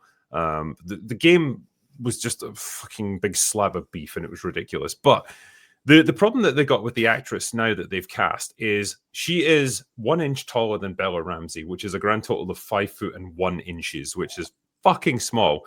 And so she's no longer distinct in any way, and she's not an intimidating antagonist because everyone in her group is like a foot taller than her. It's insane. And that works in the sense that you've made her a more emotionally vulnerable character for sure, way more sympathetic than the game version of Abby was during that stage of the storyline. But I just don't buy that she's now this hard-driving leader that the rest of the group are afraid of, that they'll follow her, that they're scared to like stand up to her because, oh shit, she might beat the shit out of me or whatever. She just looks small and frightened and like no more intimidating than Ellie, but she's hypothetically the antagonist of this story. Yeah, and so it kind of doesn't work on either level. Like you've solved one problem and created a whole bunch of other ones with this story and this casting. My guess is they're not going to have her punching zombies to death. So I guess not. No. But like she has to become like, from Ellie's perspective, which I assume is what we're going to switch to now, and the bulk of the rest of the season is going to be Ellie tracking her down as like this target that she wants to kill. She has to look intimidating and terrifying to the audience from Ellie's perspective, but she's not gonna if she's the same fucking size as Ellie and she's no bigger or stronger or more dangerous than Ellie is. I saw her beat Pedro Pascal to death with a golf club, and I still feel like I could take her in a fight, and that's not saying much. Like, she didn't have any presence at all during the game. The actress is good. This is the annoying thing. Like, she is a good actress, and I really like her. I just don't know if she's right for this role. Well, so question, Drinker, are you seeing this through to the end? Yes. Why? Well, I feel like I owe it to at least watch it to the end and then give a few thoughts on it. Okay, yeah. Well, because like if I'd made a review of it, it's got like 1.5 million views. Like I can't just stop there and be like, oh well, who knows how it's going to end up. I need to at least watch the end of it. He's got to do his job, man. Do you mind? I fucking forced Az to play the game all the way through just so I could talk to him about it. And so I have the to thing do for this me it's such an utterly strange scenario of having gone through all of the game, complained about it extensively, and all kinds of breakdowns, and looking at the meta comments and watching Naughty Dog fucking cope and seethe over like the reaction from the fan base, and then to like repeat it all again in a different medium is bizarre. It's just like, wow, we're actually doing this again. Because I've seen different reports as to what the so to speak the exclusively TV show audience reaction is, but like I'd have to imagine they're not happy. Because like that's me. I came in not knowing anything, really not knowing anything. So I actually enjoyed that episode because I like the zombies more than humans against humans, and I was enjoying it. And then they killed him. I was like, whoa, they killed him. That was a great surprise, and I like that. And then a minute later, I was like, oh shit, they killed him. I fucking hate Ellie. And I have like no interest in watching it again next week. So yeah, it'll be interesting to see how the views go after taking out Pedro. Well, I mean, I can tell you the Rotten Tomatoes rating has dropped to 51%. Like that's the audience score now. And that was after this episode. Yeah, but there's I don't know, because that could be I could imagine. I know people have posted that saying like, oh, that's the gamers being mad and brigading and stuff. I would like to just get like testimonials from people who watch the show only and see if they enjoyed that storytelling choice, because I'd have to imagine it's not gone over well, but maybe I'm wrong. Thing is, I'm going to force you to watch the rest of this season. Oh, fuck's sake! Why can't we do the thing where you tell me about it and I'm like, oh, no, shit, that sounds awful. No, you know what? We do open bar together, right? And you're the co-host on this, and you owe it to me, and you owe it to the viewers to watch all of it. What do I get in return? You get to keep your position as co-host. It's not fucking worth it. I mean, I will remember this. You understand that, right?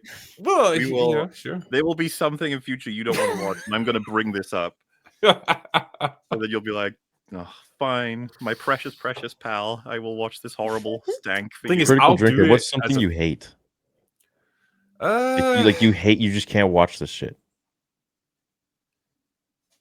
God, now you're asking because I've watched the Ahsoka Acolyte. season 2.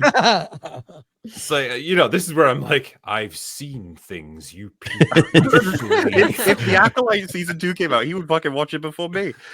That's for the memes. That's for the Yeah, content. for sure, I'd watch yeah. it too, even. Exactly, yeah. I mean, Yeah. there's that distinction really between stuff that I'd watch for pleasure and like stuff that I watch, to review it and stuff. Just like, rip apart, yeah. for Just sure. do a video every week on the original Predator, RoboCop. Yeah. Don't watch anything new. So that's what, There's a super chat that says, "MauLer, you made Drinker play the game." No, I didn't. no, he didn't. I didn't. I don't think I even knew MauLer MauLer back then. Jesus. Yeah, you made poor Azduke go through it. You cruel bastard. I did, yeah. And he actually texted me throughout it. Yeah. Like he was like, I'm at this stage. How fucking longer do I have to go at this? Like, how much longer till I get to the end? And I was like, just stick with it. There's a bit more to go. Just 10 more hours, and then you're fine. There'll be some horribly boring, frustrating, torturous thing, and I'll be like, it's time. Yeah. The question, I guess, because I brought this up in my video when I was talking about this, right? So Pedro Pascal is now effectively out of the show, right? And we're probably going to get some flashbacks of him because they're definitely going to do that space rocket scene, like in the flashback. They're 100% going to do that because they're proud of that, just like the bigot sandwiches scene. But for the most part, he's out, right? So it's up to Bella Ramsey to carry this show now, Zelly. What chance has this fucking show got now? Oh, it's going down the toilet. Unfortunately, look, and I'm not even somebody who wants to hate on Bella Ramsey on the internet. I don't care. But to be completely honest, I do not think that she has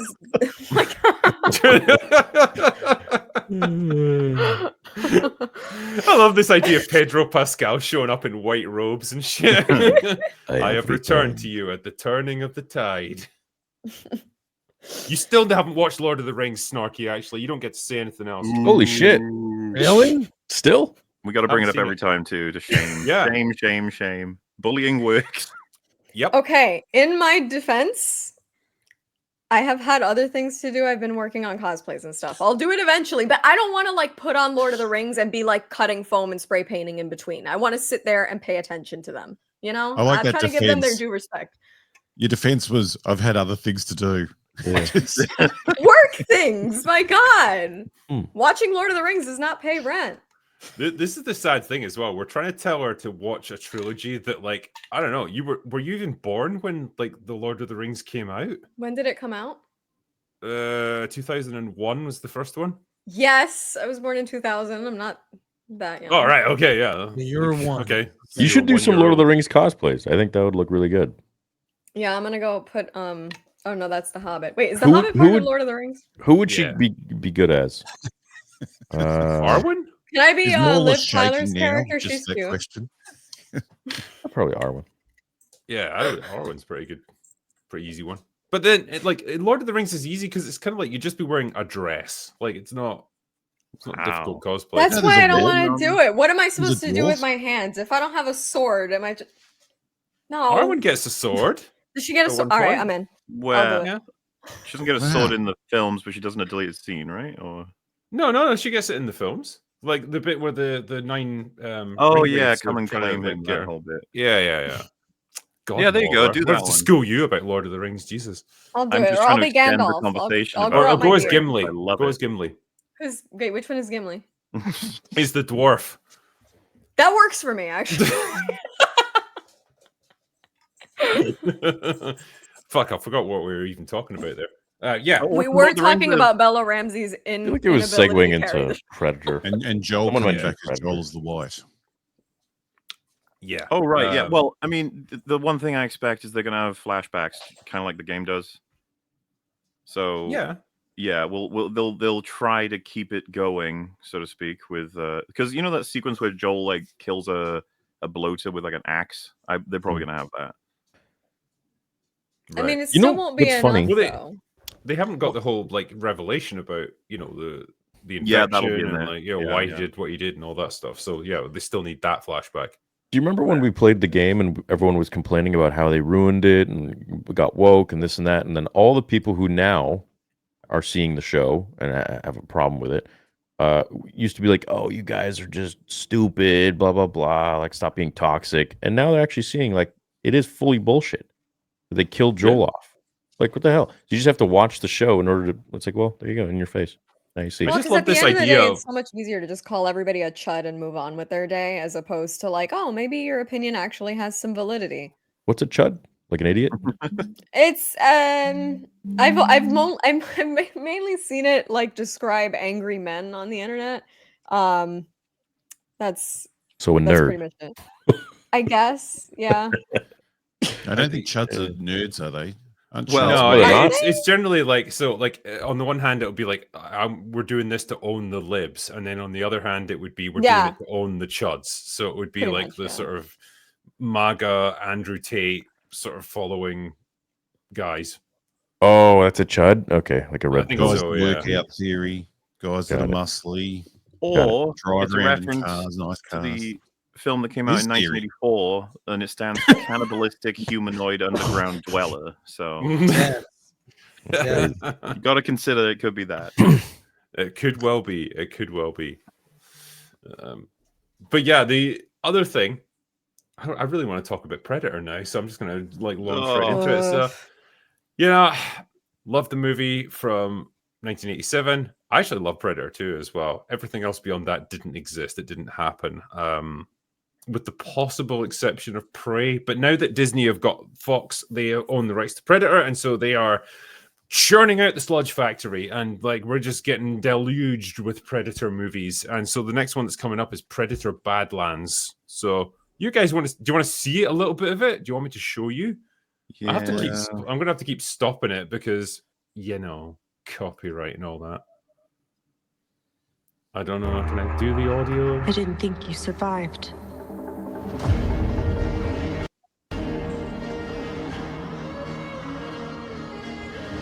So this, just for context, it's a movie that's going to be a standalone movie, so it's not really connected to any of the rest of the Predator franchise, but it's going to be told from the point of view of a predator. So we kind of joked about this before, but they're actually just rolling with it now. And so we've got, well, you'll see it when you do, and we can talk about it, but let's get to that point first.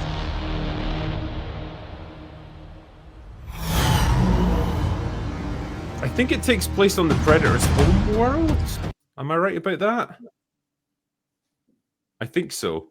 I don't know exactly what's going on because, well, so actually, if you just let more of it, I was going to say, I guess we'll save it. Yeah. I'm just trying to think of stuff to say for the next few seconds to eat up some time.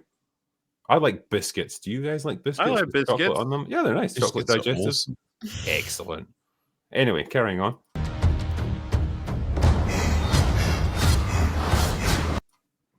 So We Is that got an Dakota Fanning, android. your sister? yes, she is. Oh. She is a droid. Is this going straight to streaming, or is this going to the cinemas? I've heard this one's going to theaters. It looks like a Because straight to streaming they- movie, to be honest. They regretted not putting Prey in. Yeah, they theater did. after MauLer. They did not think that was going to do as well as it did. No. Yeah, I'm just trying to see if there's any mention of it. Yeah, it's going to be theatrically released November 7th. So yeah. Okay. What are all these guys? Are they Will and Yutani? I know I can't Well, that's the really thing, expect right, you to answer that, but Well, no, I get it because we may as well speculate because help with copyright. But like maybe this is the prologue.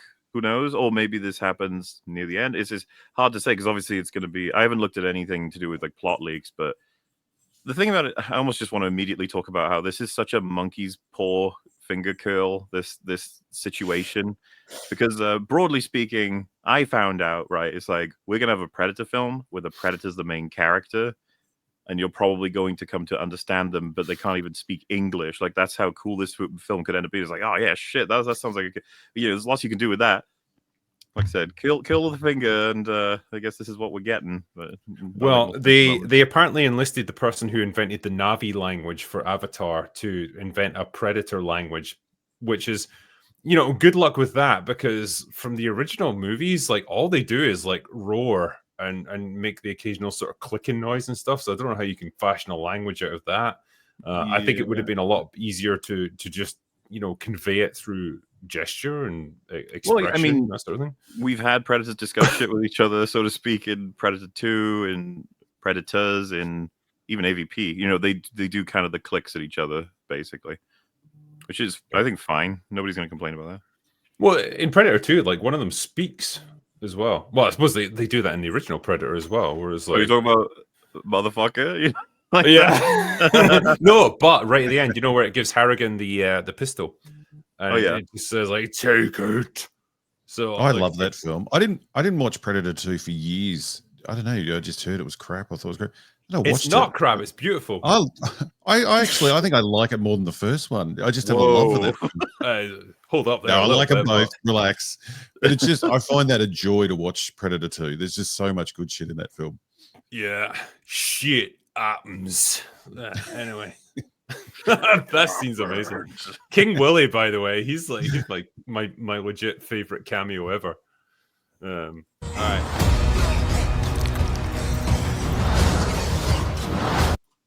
Ooh, right. It's got a ponytail. That's our Predator right there. Fuck. If only they gave us a cleaner shot. Yeah. We'll get there. So that one's fucked up, clearly. His whole arm's gone. Damn. You need those. That's the thing that's happening. No more clapping for him. You're hunting something that can't be Lightsabers. Yeah, glowy blade things, I guess. killed. What is this meant to be? A dog. It's that dinosaur from the new Jurassic World, the orc dinosaur, or whatever. Oh, It's a chud. Chud. Oh God.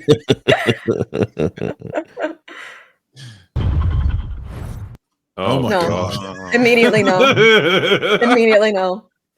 What has happened to us as a society? May I start What with is saying, going on? every once in a while, I do ask people in random calls, just like, what do you think is the greatest monster design in like the history of movies? And Predator is always in like the top 5. Is so fucking cool. What the hell is this? I mean, how do you make the first thing Predator I look saw- uncool? It looks like it greets women with "Where my hug at?" Like that's the vibe that I'm getting. He looks like he tried to do something to me in middle school. I don't like him. It's like it's been given a haircut though, like it's been shaved at the sides, and it's He's got a fade. You really think it's got fucking hair on its head that you can cut? Like it's. But everything's just. He's got wrong. Riz, bro. Rizless Predator. Gotta look fucking fresh for the ladies. The Rizator. Jesus Christ. Priz. I hate it so much. Yo, what up, It looks shawty? stupid. Damn. Oh, it's the eyes as well. God, it just looks. The whole thing looks so goofy. So why does it look like that? Is it supposed to be more human, or? They ordered it from Spirit Halloween. That's why it looks like that. I honestly It's the don't know. Temu This is version. this is the I don't know Temu version of Predator. If there's an in-universe reason for this, but of course it doesn't matter if there were. Like, why? Why would you want to do this with your? Do they not know people think Predator looks fucking cool and they changed it for no reason at all? She or- looks more human. It's weird. It is weird. I mean, it I could don't be a like hybrid or something, I guess. But then, That's what I was thinking. Why? Like again, you took one of the most iconic creature designs in movie history. It's like on par with the alien from Alien, and you've turned it into this. And like, how does a movie from almost 40 years ago look better than this? I feel like I might see this in my nightmares, but not because I'm afraid of it, but like I would be trapped in a room with it as it bangs its head into the wall, like until No. it fucking dies. Whoa, No, let's like, even get it it's to just roar. awful. Where my hug at? That's what he's gonna say. Look, how big can we get it here? Oh, it's pretty big. Shit. Homie needs an orthodontist real quick. You get their coffee order wrong. That's what happens. Because I don't know about you guys, I'm kind of in this camp as well of like, I've liked Prey less as time has gone on, and I've seen the strings that they pulled in that movie, and I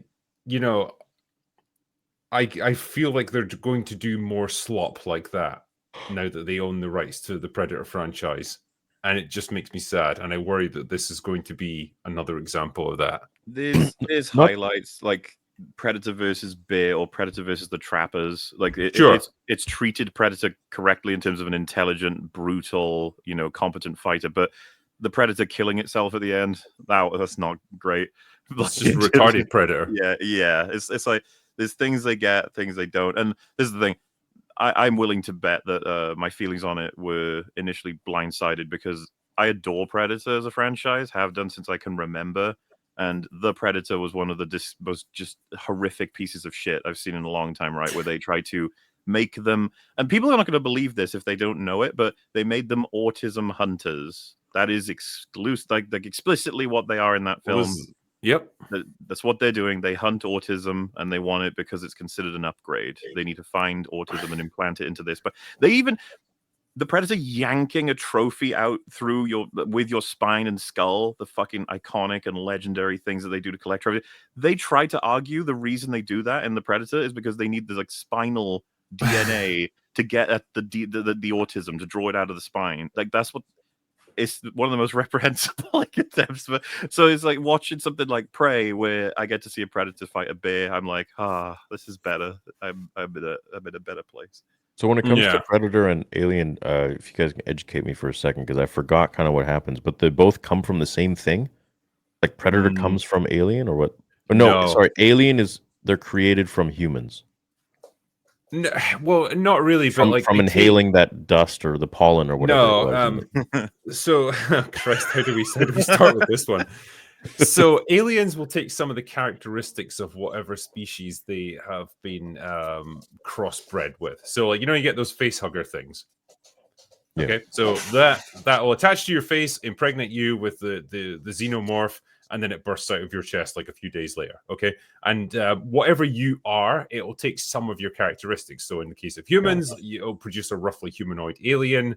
If it's say a dog, like in Alien 3, it's going to be running about on all fours, and it's going to be much faster and smaller and so on. So it takes some of that. That's why they're called a xenomorph. So what was the deal with the pollen? That kind of confused me. Was that just don't even talk about those shit movies? Like Ridley Scott couldn't tell you what they were about. None of us can. Can't believe they brought the black goo into Romulus. Like, wow, you guys didn't have to do that at all. You fucking resurrecting the black goo. I was confused. That was the price of getting Ridley Scott's name attached to it. It's like, oh god, got to include the black goo. That made me cry when they did that bit. So please stay away from it. And the thing is, they were never meant to really meet. It was just Predator 2. Like, as much as I love that movie, by God, that unleashed a fucking can of worms with that one scene where Harrigan goes into the Predator's lair and there's a xenomorph skull mounted on the wall. And that was it. Yeah. That's what got people thinking. That's what got Hollywood thinking. And then, I mean, it is infinitely cool as an idea. But then most people didn't like AVP, the movie. Some of the games. That's because it was shit, MauLer. It's better than Romulus. There, I said it. But I was going to say that the comics had a lot more success, and some of the games as well. It's just the movies less. So yeah, which we're apparently getting an AVP, another movie of that or something. I've heard. Oh, great. Yeah, Christ, it'll probably have some equally pretentious name like Genesis or something like that. Probably. But well, we got Alien Earth, haven't we, around the corner? Yeah. When does that come out? Not sure, but I don't know how the fuck that's fitting into the timeline. It's got no. That's meant to be before the events of Alien. No. Why do they always do that? Yeah, so this is a television series, isn't it? It's not going to be a movie. Yes, as far as I know. Right. So when it says here, because I'm just looking at the premise here on IMDb, when a space vessel crash lands on Earth, a young woman and a ragtag group of tactical soldiers make a discovery that puts them face to face with the planet's biggest threat. There you go. I'm not sure how the fuck they're going to solve that. Aliens on Earth is basically Fun. game over immediately. That's not good. That was the only thing that, you know, was kind of sad about the Sigourney Weaver run of Alien movies, that we never got to see that. Because that would have been a good follow-on from Aliens. You know, like, okay, they're on Earth now, and it's like the epic confrontation to end everything. I guess that's where they may have had Resurrection been more popular, right? Because it ends with them going back to Earth, so that... Yeah. It does, but then it stops right there. Well, And, yeah. And nobody wants Resurrection canon. Most people don't want 3 canon. Most people don't want Prometheus canon. Most people don't want Covenant canon. Aliens got a storied history of people not wanting a canon. We want the first 2, and that was enough. And I can say the same about Predator as well. Like the first 2 Predator movies, give me them as canon, and everything else, nah. And you can say the same for Terminator. First 2 Terminator movies, canon. Yeah. You can just take the first 2 of any series, just about, and get rid of the rest. Pretty much, yeah. I mean, it's just, man, it's amazing that like they've had so many failures, like critically and commercially, with Aliens, with Predator, but they've still kept them going. I think this is like if you can count the Alien versus Predator movies, this is like our 6th or 7th installment now.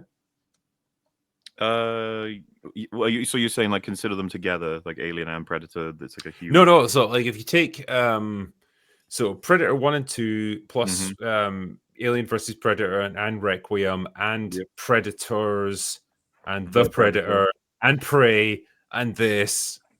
There's an animated movie coming out too, right? Yes. It's like, man, I guess I know. It's they never let it stop. Because Terminator's put on ice way longer because of how horribly bad those installments did. But Jurassic's making over $1 billion, so there'll be more of them.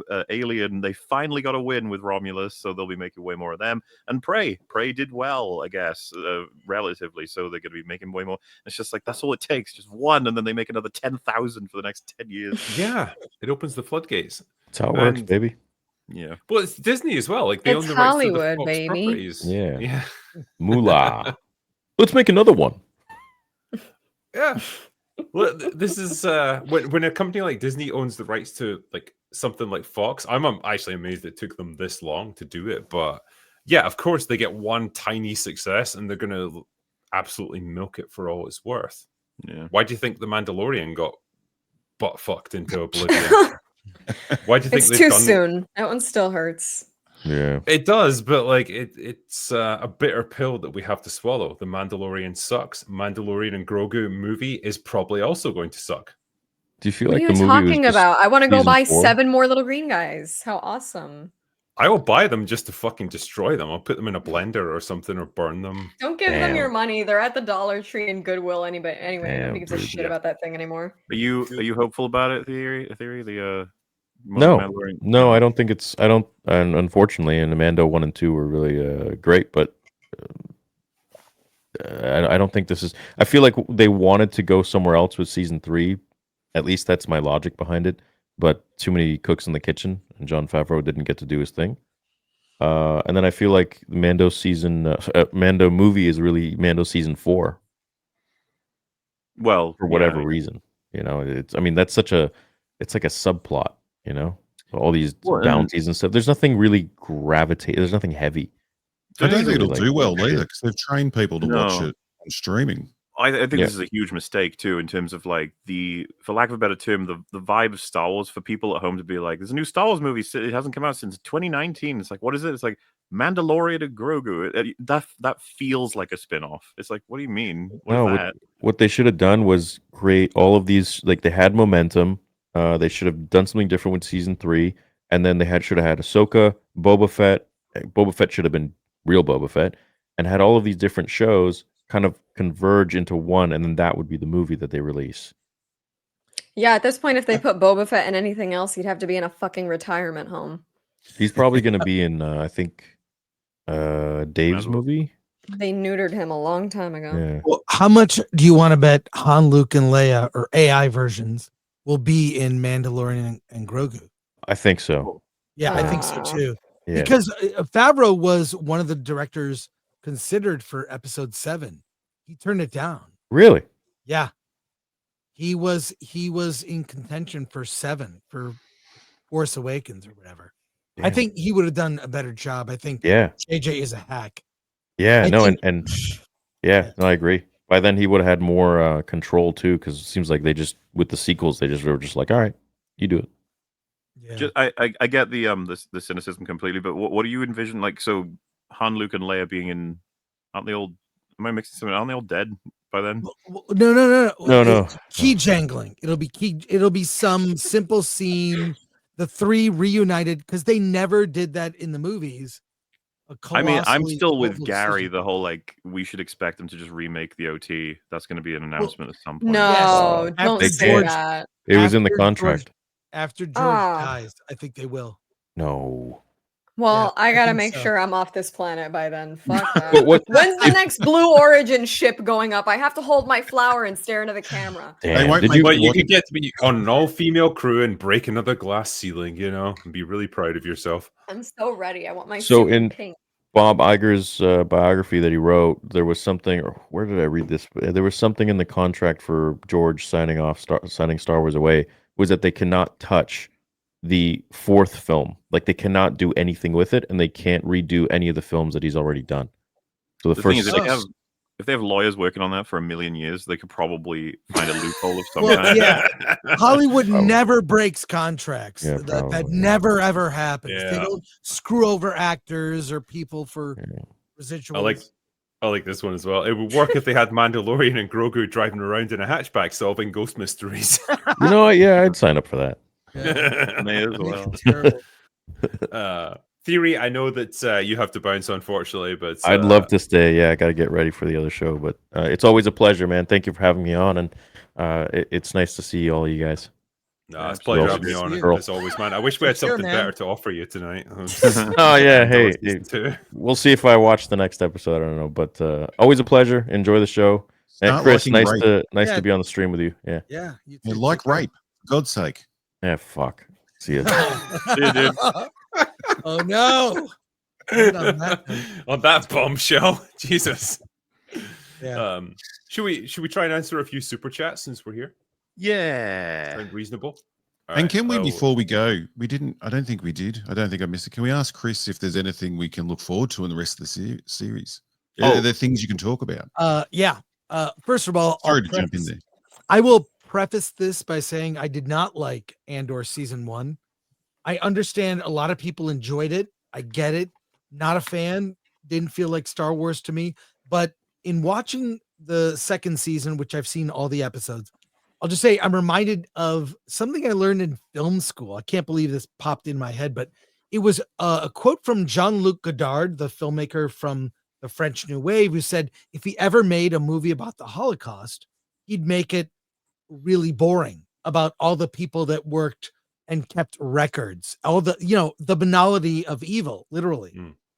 These first 3 episodes are the weakest of the lot, but it gets really good. And I'll say this, I am now a fan of Andor. I get why Oh, people like shit. it.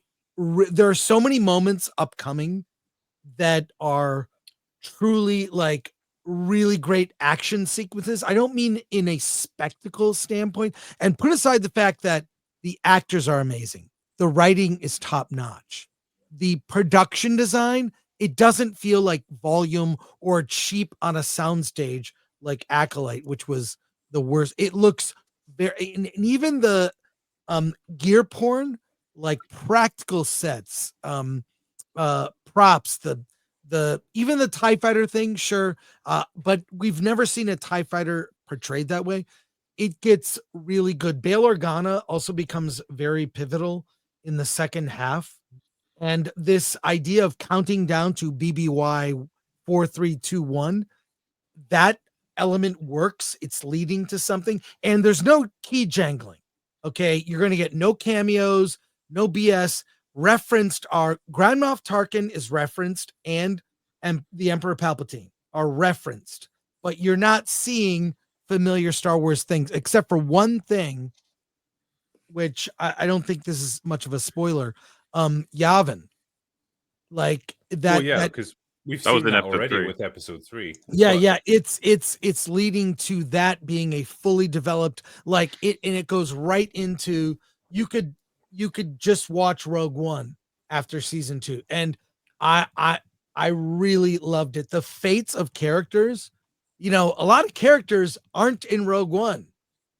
Yeah. You'll learn why, and so you'll see the fates of even characters that I found annoying, like Cyril. Like actually, things happen. I'm being very vague by design. I don't want to ruin anything, but I really enjoyed it. Made me want to go back and watch season 1 and 2 back to back, because that whole format of the 3 episodes kind of being a mini movie in a sense, and then progressing the story forward really works. And Mon Mothma has an epic scene in the Senate where you see what is the precipitating event that really begins the rebellion, what turns people, and it's all centered around this planet Gorman. And so that's all coming. I'm saying I agree with I was with you last Friday. I'd only seen the first 3 episodes, very disappointed. Then I binged the 9 in 2 days and blew my mind. Thought it was really good. Now, having said that, there are some really cringe moments, mostly having to do with that sort of lectury nonsense. There's I don't want to say a character dies and a young man is lectured by a woman in a way that's so over the top. It was just ridiculous. It's just an annoying scene. You'll know it when you get to it. But if you had to make a prediction, do you think this will be commercially successful? Do you think people will actually tune in to watch it? No, I still don't think it will. But I will say it does the galactic politics better than George ever did in the prequels. He couldn't do that. And another hot take from an earlier conversation, people mentioned Jar Jar and Ahmed Best. Here's my quick hot take on this. Holy fuck, I thought you were going to say he's in it. I was like, what? No, Really? he's not. Jar Jar's not in it. He's not in it. But here's my thing. I don't think Jar Jar is that bad. Here's the problem with Jar Jar. Screen time. He's given too much screen time. If you cut him down to just a few comic relief scenes, he's no more or less annoying than C-3PO, basically a gay butler. So that's why go back, look at Jar Jar. If you cut his scenes by 2/3, so he's kind of there for comic relief, he's fine. See, he's fine. No worse than we need Chris more on here. I have never heard a defense of Jar Jar. That's my defense. That was wonderful. Because follow episode 1, MauLer. Follow episode 1. The hero's journey is Jar Jar. He follows the Joseph Campbell hero's journey. He leaves home, returns a conquering hero. Yes. We're getting sort of like experimental here, boys. This is the twist in this. Let him cook. Look at MauLer. Look at the rules. The Joseph Campbell. What is the hero's journey? No, George became. I'm not saying this is good. I'm telling you. I got you because I know those movies back to front. I know what you're talking about. He's like he's failed. He's at the bottom of his life. He's outcast from his home. He returns. Sure, which is stupid. I'm not saying it's good. I'm saying, I'm observing this. George became so obsessed with Jar Jar, he focused too much screen time. And so if you just cut him nearly out of the movie, did you ever see the edits, the phantom edits of episode 1? Did you ever watch any of those? There's a great one that a guy re-edited Star Wars episode 1. I'm sure you can find it somewhere, where he took Jar Jar, cut all the goofy stepping in poop and all the dumb stuff.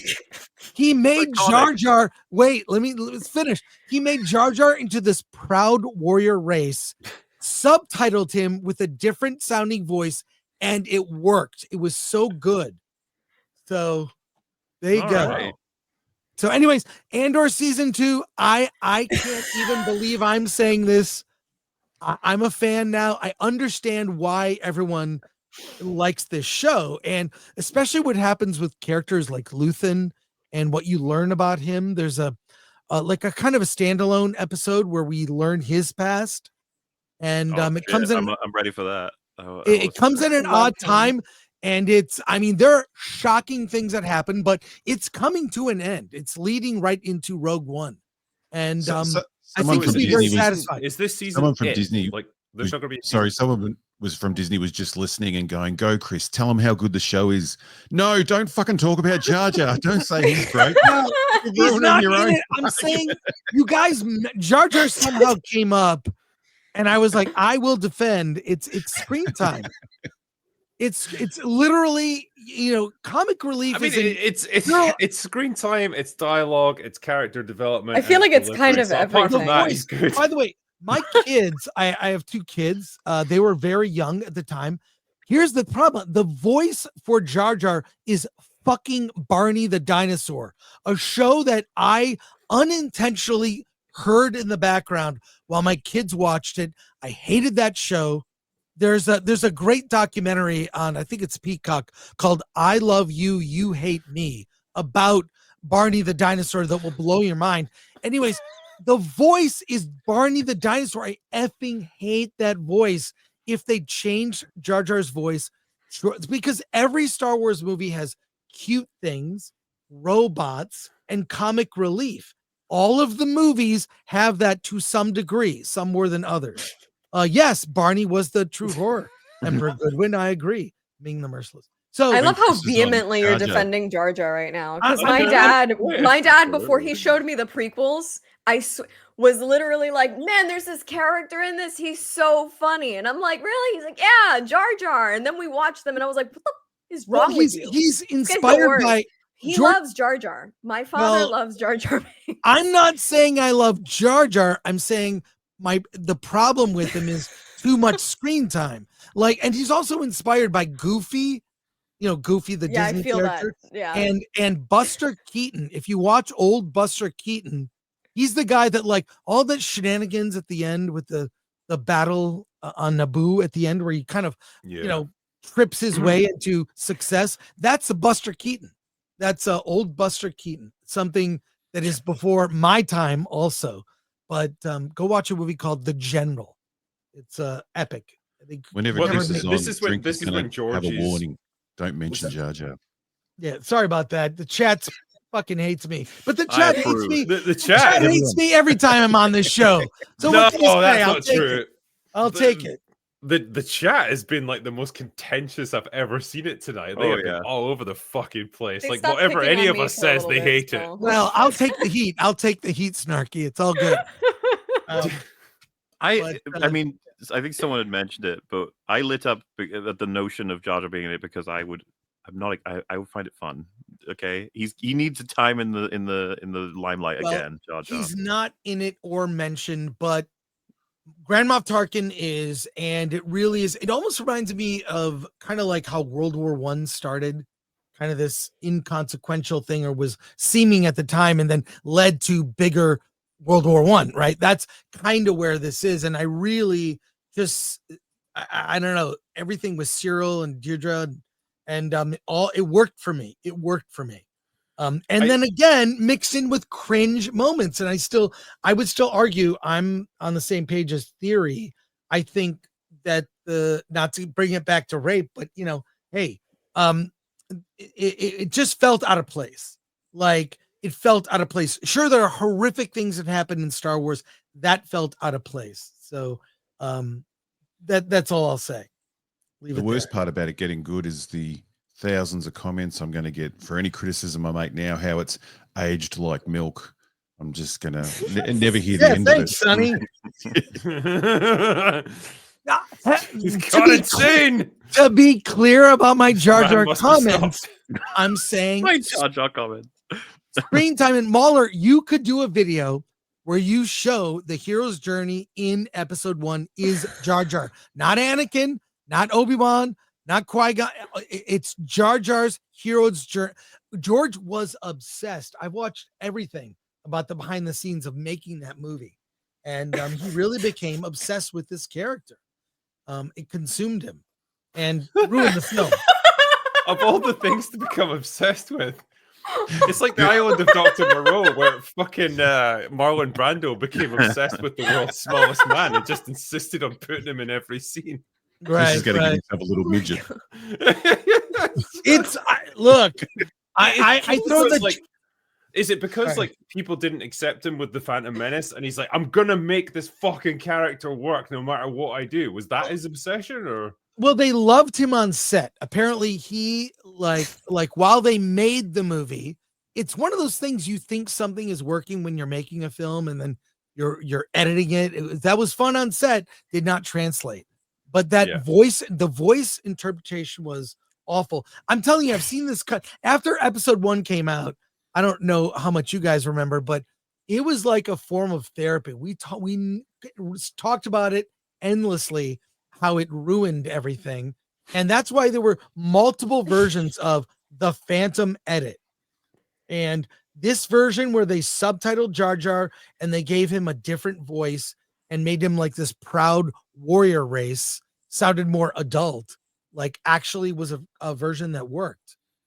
Worked better. Let's say better, but there you go.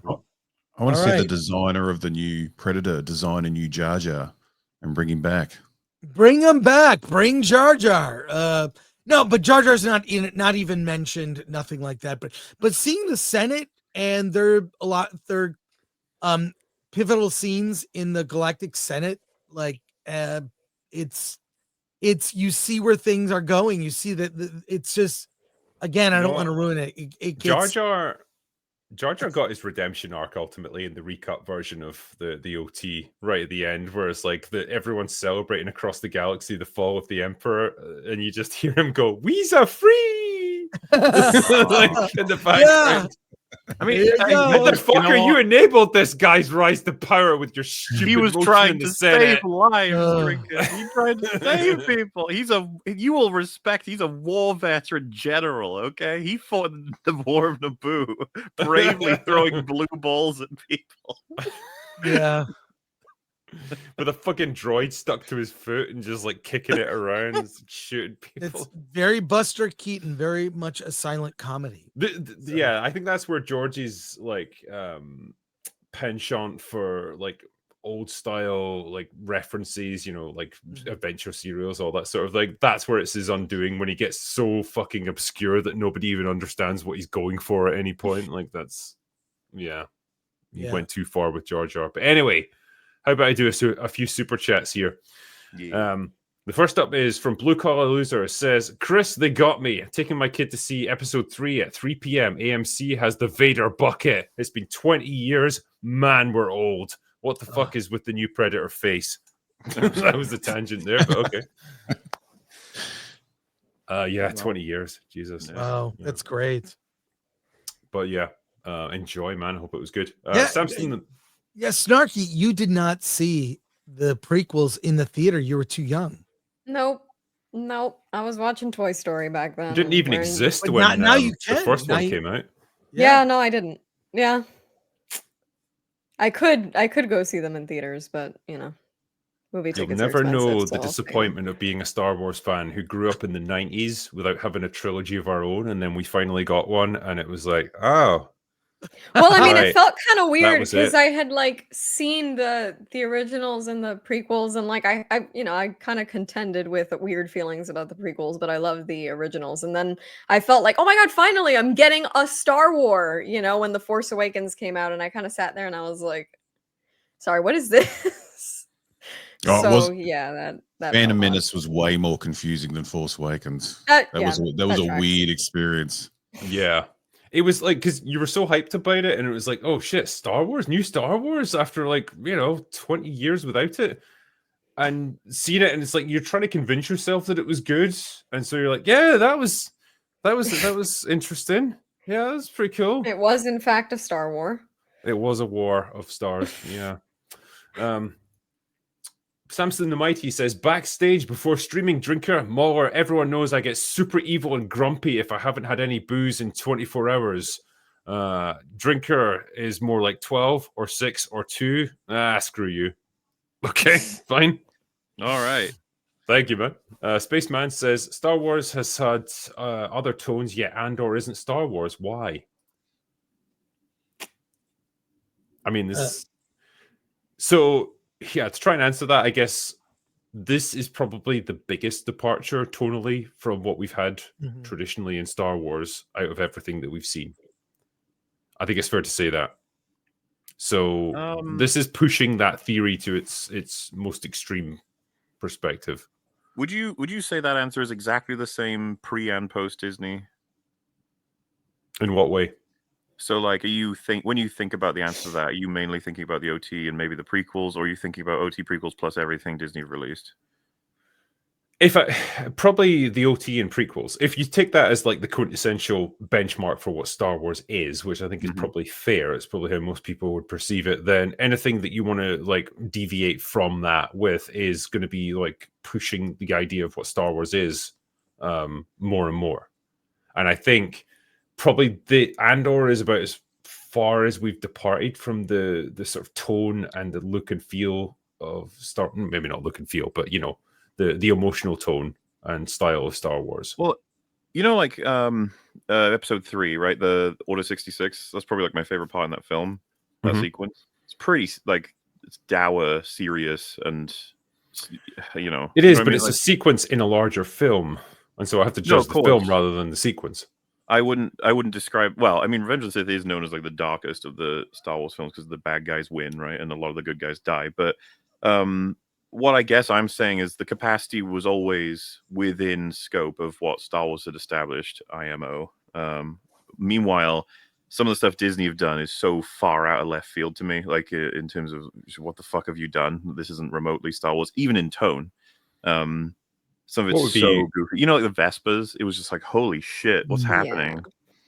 Yeah, but then I would put that on the same playing field as Jar Jar. Sorry, Chris. Like goofing around in his battle scenes and stuff. It's that level of like stupid, quirky, like physical comedy. Like I don't know that it is though, because I feel like Jar Jar is deliberate slapstick comic relief. Like he is supposed to be stupid and funny and to break up, you know, whatever seriousness is happening. The Vespa people were supposed to be cool. They literally gave this to you, like, yeah, look at this gang of teenagers on scooters, aren't they neat? And then they moved at the pace of like a giant person at Walmart. Like it's not but it's not the same. To me, it just felt like they're misinterpreting intensity and coolness, which I feel like is way more out of line. How do you basically neuter a bounty hunter? I've now seen you know, one of my biggest fantasies on the planet get his ass kicked naked wearing a diaper, you know, by a Wookiee. So I don't necessarily think that's the same thing. That didn't do it for you? You know, I really tried to like rethink it and be like, well, I mean, he oiled up first, like maybe, but no, it didn't work out. You should have just added his teeth flying across the room when he was squeezed. But then I think when we talk about stuff like that, we're also confusing like the execution with the concept and the intent behind it. And fair point. You know, those like lead you down different paths. And ultimately, what I'm saying is like Star Wars has had goofy, ridiculous looking shit like that in it almost since the beginning, like to varying degrees, but like it became more and more prevalent as time has passed. So I wouldn't like hold that as saying like, oh, well, that doesn't work as Star Wars then. It's always kind of been there, and it's always skirted that line between campiness, silliness, and you know, much more serious and grounded stuff. So, you know, I guess my point is, I still think that Andor probably is like your biggest departure from the core ideas of what Star Wars is tonally. From my perspective, anyway, I can't think of anything else that goes as far away. Like sometimes it does through ineptitude, but like that wasn't the intent behind it. That's just like the execution of it being shit. Like serious sort of thing. Like tonally is what you're saying, right? Or is it something else? Yeah, no, that's it. Like right. Serious, tonally, dark, grounded, whatever word you want to apply to it, but like whatever Andor is. It's the very like grounded, realistic, serious version or perspective on Star Wars. I get it, right? Because like the OT has this magical adventure element to it that is intrinsic, I would argue, to what the experience of Star Wars often is.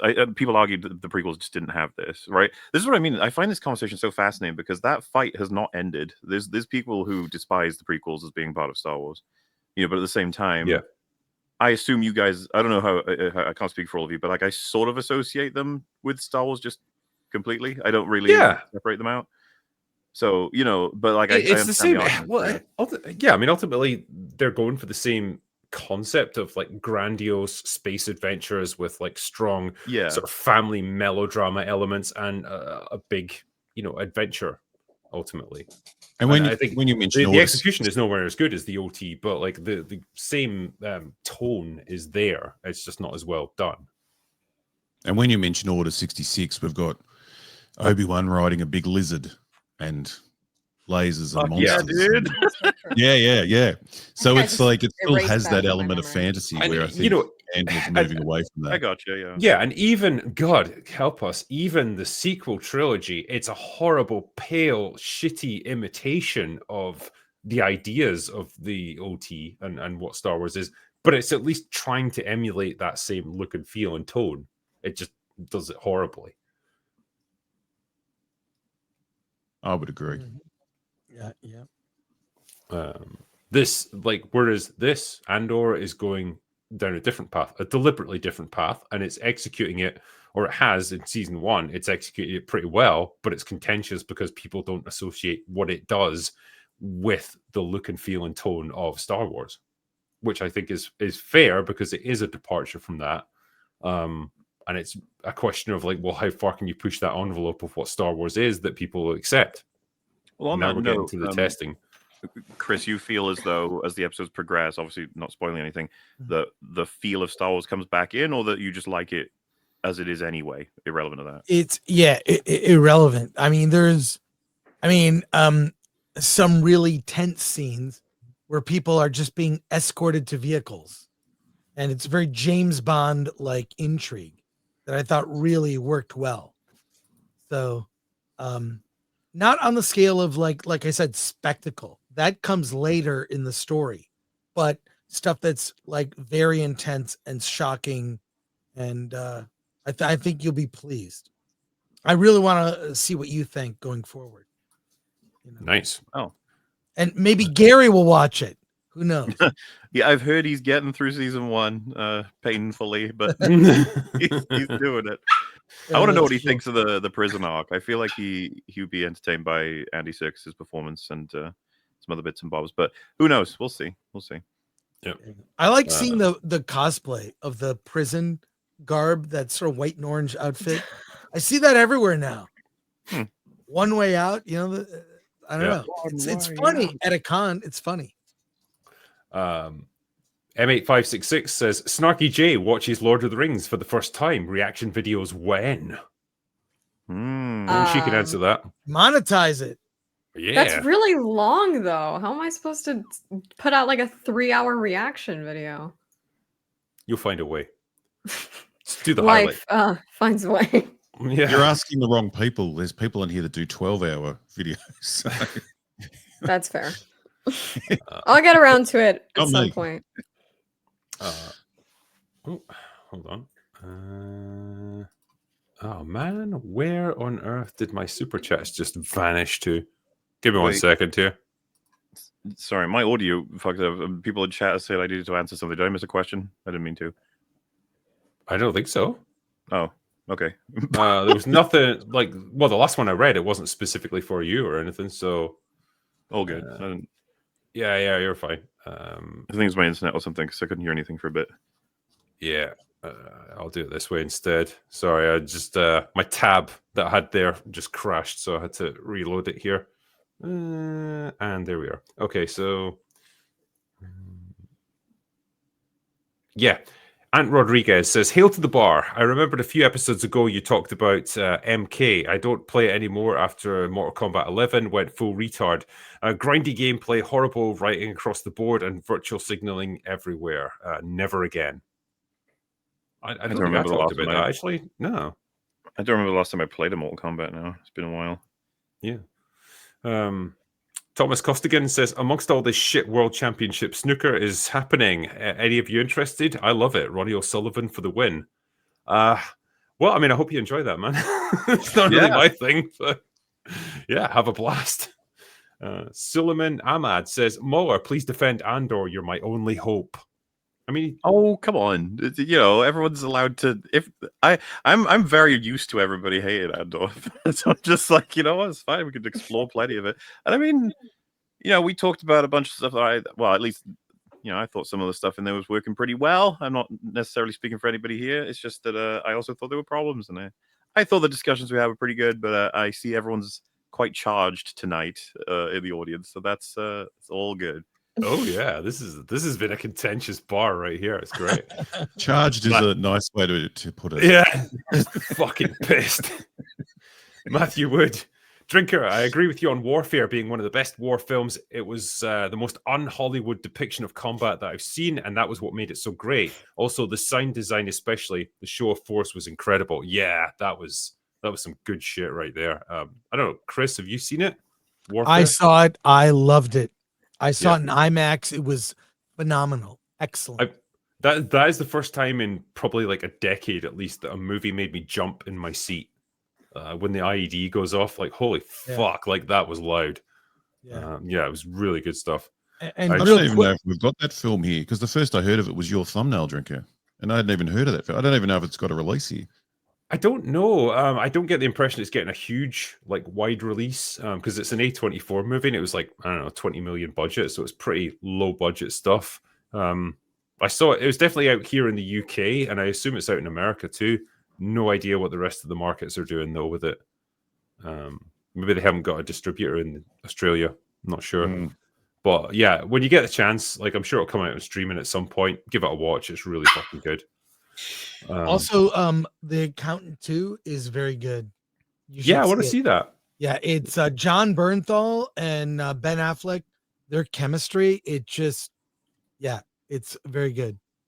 I did quite like the first one. It wasn't amazing or anything, but it was a decent enough movie. This is better. This is better than the first. I lied. Warfare's on at a cinema around the corner from me at 4:30 today, so it is released here. Hey, there you go. Go for it. JK Fozel says, "Hey, Drinker in the bar, what are your guys' thoughts on Reacher Season 3 and Severance? Reacher improved over Season 2, and Severance really seems to be an interesting premise with solid acting, but fails at everything else." I mean, I'm on Season 1 of Severance. I'm enjoying it so far. I've got the feeling that, like, the revelations are never going to, like, live up to the premise. Dude, that's all I've been hearing about Severance, and I'm telling you, it's not selling it to me. Like, everyone's coverage of it seems to be like, it's so good. Who knows what's going to happen? And it's like, okay, why is it good? It's like, the intrigue. I mean, the acting is really good. Like, the setup for it is a really interesting idea. The idea of, like, you essentially having your mind split into two different personalities, and, like, if you were to quit this job, then one personality would straight up just die, like, cease to exist. That's an interesting moral dilemma. I've had trouble getting into that show. I have to be talked into going back to it. So I thought I was the only one that didn't understand what the great part was. So I'll have to keep going. I'm worried it's going to turn out like Lost. So as soon as I get confirmation, it probably was. Like any show that's built up on a mystery, it's never going to live up to the hype, is it?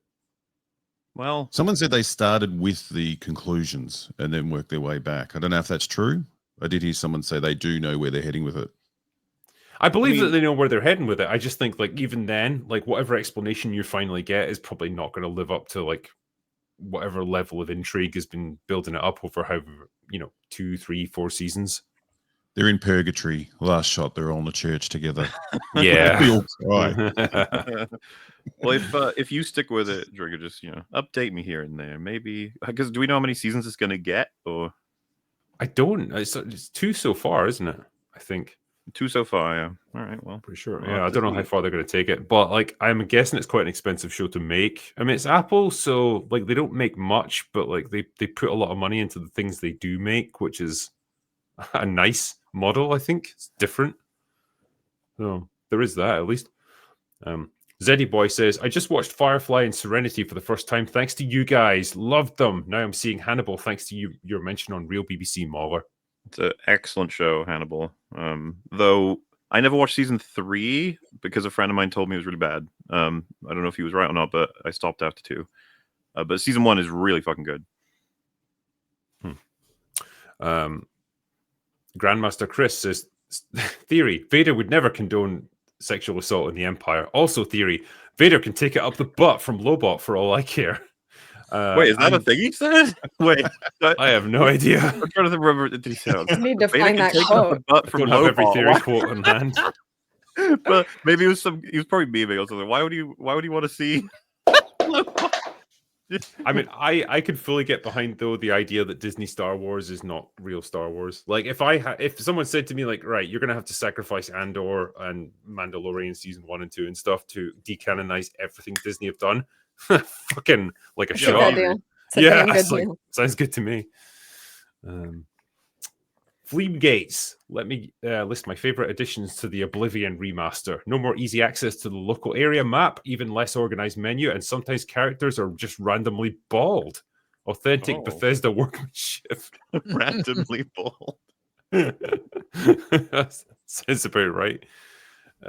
Vanessa, for the panel, if you were in charge of the next live-action superhero movie, which hero would you choose? Who would you want to hire to write the script and direct the movie? MauLer, please say hello, darling. Hello, darling. Hello. I don't know. What hero would you want? Are we choosing this based on just literally our personal preference, or are we opting to try and make the most money with this too? I don't care. Okay, I'm just trying to. There's very It's like different midnight answers. here. I don't really give a shit.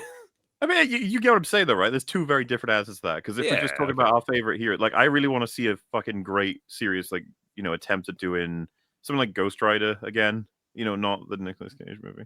Just something different. Are you saying that wasn't serious, MauLer? This space for his build. I want to see him in Avengers Doomsday. Damn it, they better bring him in, otherwise they're cowards. But there's lots of different heroes that maybe I would prefer to choose because we haven't had them in movies yet. So what do you guys got? What are you thinking? Sorry, Drinker. I want another Rocketeer movie because I fucking love that film from back in the day, and I want to see that updated. That score is so good. That movie holds up. I saw it recently. It's so good. You're That's right. a gorgeous film. Yeah, I would say, I mean, the Fantastic Four. I'd love to see a good movie. I don't think I ever will in my lifetime, especially with what we've seen of what's coming. But You don't have hope? FF looks terrible. Pedro's so miscast. And that. Wow, that's not like Pedro Pascal. Yeah. Fucking But hell. I'd like to see Machine Man was a Jack Kirby character that's very obscure. No one knows about him. He's kind of a Pinocchio story of a scientist who creates a fully machine man. So with AI being kind of in the zeitgeist, I think an update to Machine Man would be kind of cool. I don't understand. Why aren't you suggesting the Jar Jar superhero movie? What? Yes. Now I'm the Jar Jar guy. Triple. Chris Gore, Jar Jar Defender. Yeah, directed by Tarantino. Yeah. What's I don't know how much you know, but like, what's your take on Thunderbolts? Is that going to flop or succeed? I am hearing mixed. I hear it's kind of boring. It focuses a lot on character, and that if you want a spoiler or two, yes, it's not. Thunderbolts is not the title. The title is New Avengers. That's the title of the movie, the real title. The asterisk, yes, exactly. So I talked to 2 people who've seen it, and one was very positive. The other was meh, like actually really hated it. But I think it will be forgettable and make less than Captain America. So, and I think Fantastic Four is not tracking well either. Oh, really? So I and this is bad because if FF and Superman fail to perform, I think superhero movies are kind of done. I think we'll get the. I 100% agree.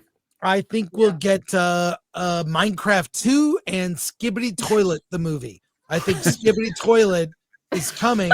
I watched Skibbity Toilet. I think it's actually quite brilliant and fucking weird if you're in a late night Adult Swim way. That's kind of what Skibbity. I thought Skibbity Toilet was just like a meme thing. I thought it was me too. Yeah. You never watched the episodes? They get billions of views. No, I mean, it is a. Isn't it just a guy screaming in a toilet? You've No, he not sings. seen it? Oh, It's a I'm whole picturing, series. like you're looking at just an image of a head in a toilet. You're like, this is quite brilliant. There's I thought the action Jar figures Jar now. rant You was a don't know. twist. Okay, look. First Jar Jar, now Skibbity Toilet. Are you on something, man? Like, No, I'm If so, I want some. Yeah, I'm ahead. I'll have I'm, what he's having. I'm ahead of the curve, is what I'm saying. And no one could have predicted, myself included, Minecraft being a hit, right? And for the wrong reasons, but it's a hit. Good. As far as I'm concerned, the kids going to see that. I saw Rocky Horror when I was a kid. I threw rice and toast and we dressed. I don't care. That was Rocky Horror Picture Show in a theater, was an event where you fucked around and were drunk in high school. But Have you now compared Rocky Horror to Skibbity Toilet? I well, just, watch I just the want to episodes. put that out there. Yes, watch the episodes of Skibbity Toilet. I guarantee that's the I look. Okay. I'll take I'm your sure word it's for being it. So pitched in Snarky, Hollywood. here's what you need to do, right? Watch Skibbity Toilet, then watch Lord of the Rings, and just No, I will do take one it- of those. take it all things. in. Skibbity Toilet is short, so you could do a reaction to it. They're like No, the I don't episodes are like 5 to 10 minutes. think I But want to do it that. tells an ongoing story. It's actually very there's very little to no dialogue. It's violent. It's over the top. Look, there will be a movie announced soon for that. It's coming. Whether This you is like the same it. guy that told us Andor was getting good, and you had me excited, Chris. But I'm now worried. Well, Andor does get good. So, but just look, Hollywood wants to. Well, they don't care after Avengers Doomsday. It's kind of done. That's a year and 1 month from now. So, I really think that the superhero era may be over. And what's next? Video games. yeah. Look at how well they're performing. The live action remakes of Disney classics, that isn't working.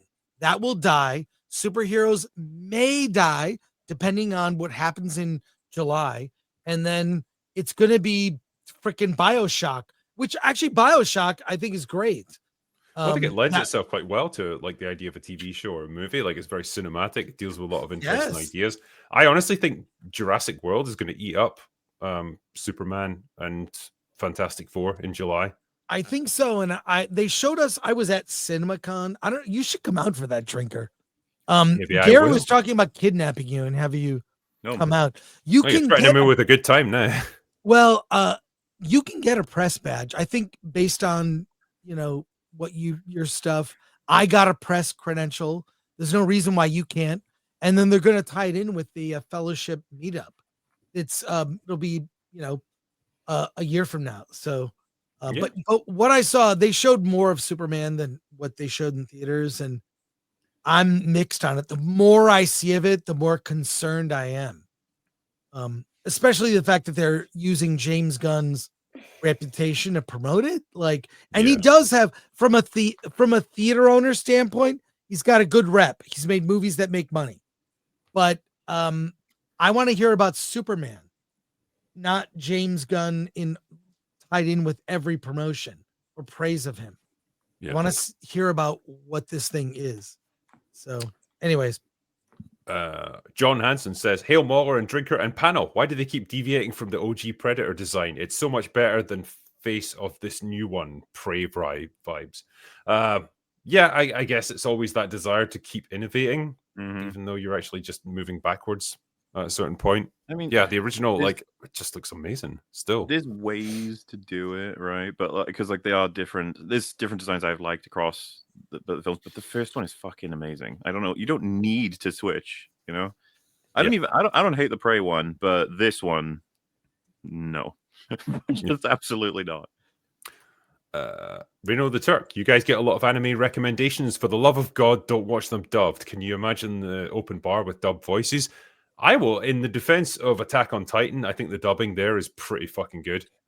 So I watched that one dubbed. Yeah, I mean, I'm not going to deny there are some dubs that are really, really, really well done, but I will usually opt for the original language if I can. A lot of people do not like that. So I guess ultimately, if it's an amazing piece of content and they refuse to watch it in the original language, then I would rather them see it with a dub than not see it at all, I suppose. Yeah. Craig the bad guy. Oh no, a black hole of media literacy is coming to destroy Earth. It can only be stopped by it convincing it that Interstellar is a bad film. Thinker, what team are you assembling to defeat it? MauLer, I think you would join me on that one, wouldn't you? I would run ahead of you. You're like, do you want to join? Like, I'm already in. I've fucking forced Jeremy into a call. I'm just going to convince him that film sucks. Well, he's brainwashed. But I'll say this: I'm on Team Jeremy on that one. As a father to a daughter, it resonates with me, and I love the score. He uses the same fucking argument, right? Yeah. And it's fine. Like, I get it on an emotional level, but I'm not going to accept that as an argument for why the film's objectively good. Well, I'm not saying that. I'm saying it worked for me for personal reasons. Yeah, and I don't know why he'd love to get away from his daughter for 20 years. Also, the treatment of his son should totally fuck with that, I think. I don't think it's coherent at all in that film. The writers totally forget about his relationship with his son. Right. Played by Timothy Chalamet when he was younger. That was weird. His son? Was the younger version. Timothy Chalamet first, in and the then movie. what's this guy's name? Casey Affleck? Chalamet.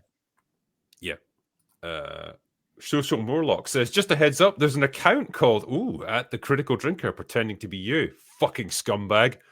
Also, shout out to Lance, really enjoying 1988 and Silver Screen Journeys. Big thanks to the panel and community. So yeah, I've read both of those books. That's Lance is one of my mods here, and both of them are extremely enjoyable. This guy knows everything there is to know about movies, and he's compiled a couple of books about his experiences with them, tied into like some of the stuff that went on in his life at the time when he was watching them, and it's really good stuff, really enjoyable. But yeah, as for the Critical Drinker, I guess that must be on X or something like that. My account's verified, and I assume this one isn't, and it's probably got like 10 followers. So yeah, just pay attention to that when you're looking for the Critical Drinker. How many versions of verification are there? Because you can get the paid one, right? Then, yeah. And then there's like a gold one or something. I don't know. I'm not sure what they mean. There's like a silver one, but that's for like properly high profile public figures and stuff, like presidents and shit like that. I don't know. But yeah. Zeddy Boy says The Last of Us is proof that time stopped in 2020. Some people might go further back than that, like 2016-ish, 2017 maybe. I would say culture stopped around 2010. Like we've really just not advanced beyond that, which is a bit tragic. Ellie's gay, by the way. She is, yeah. You start to see the subtle hints that the show drops you. Will Dreamer says Joker 2 and Last of Us 2 punishing everyone for liking something for the wrong reasons. Can you think of any other examples of this insane mindset? Those are the two worst ones for sure. They're the top tier examples. To an extent.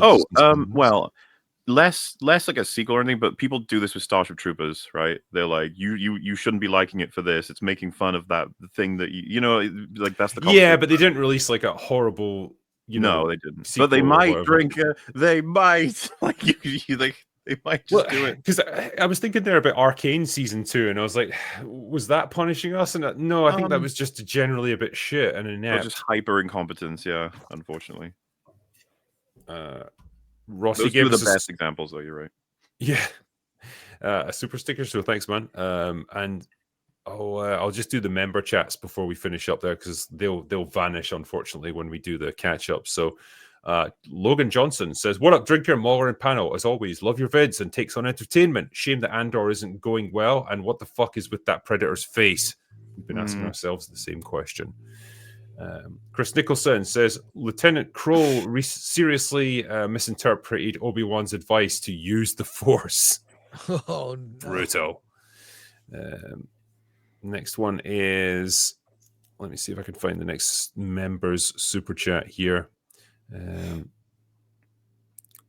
Oh, yeah, what's this one?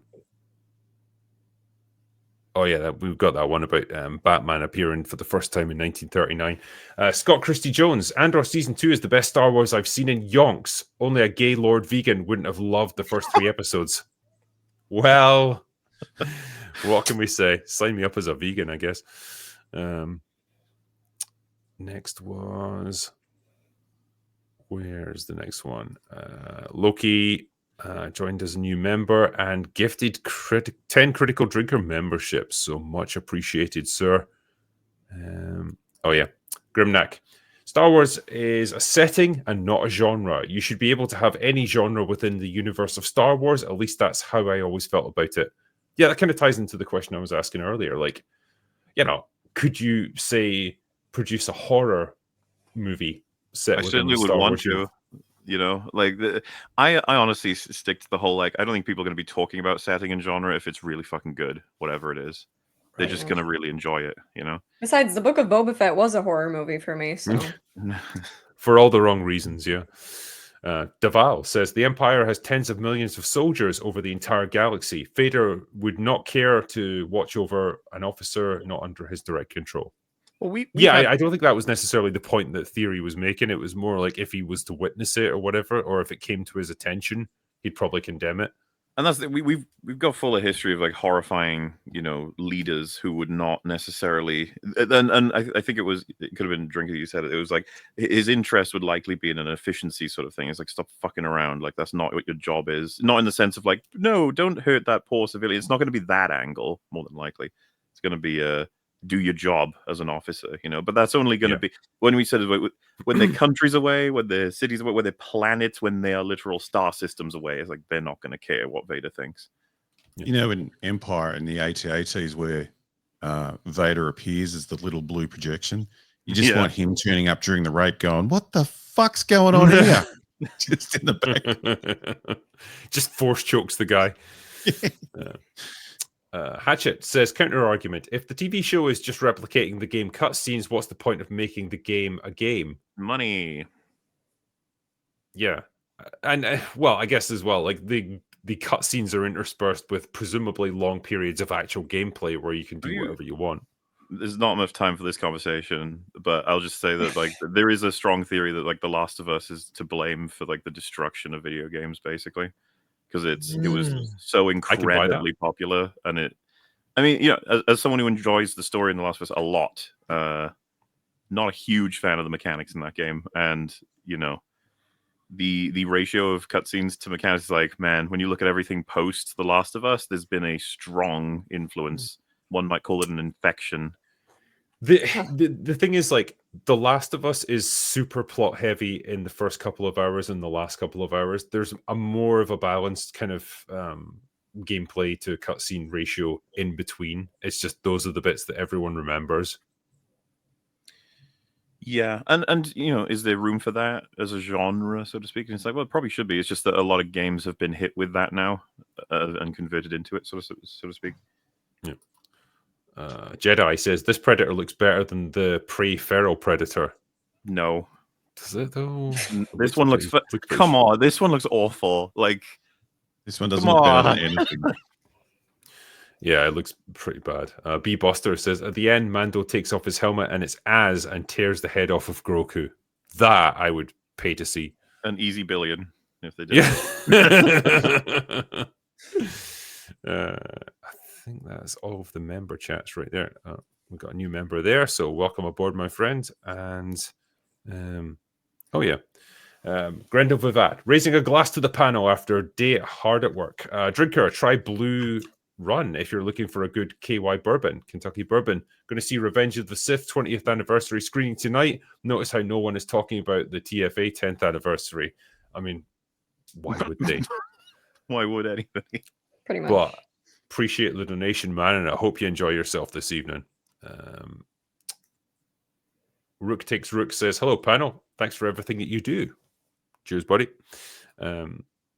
Jared Smith, grape Grogu in the next episode of Andor. Are we ready for that in the world of Star Wars? And Stormbringer says, I highly recommend the movie Niza from 2019. We'd love to hear what you think of it. Cheers to the panel. Awesome. And thank you for the recommendation.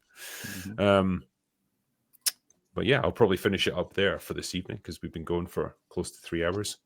My panel, it's been an awesome time having you on board tonight. Thank you for coming on board to talk about Andor and Last of Us and Predator. It's been, well, it's been Jar Jar. And Jar Jar. And Jar Jar. And Jar Jar. and Jar Jar, at yeah. length, Interstellar. I was trying to ad bring up nauseum. that super chat about Chris has lost his mind, but I can't find it right now. That's okay. I promise, chat, I'll be back on the show. Yeah. I'll be back. But yeah, I know thanks you for love everyone me. who's joined us tonight. It's been great to have you here. And yeah, we'll answer all the super chats that we missed tonight, as we always do. We'll catch up with them. But for now, that's all we got for today. So go away now. Bye. Bye. Bye-bye.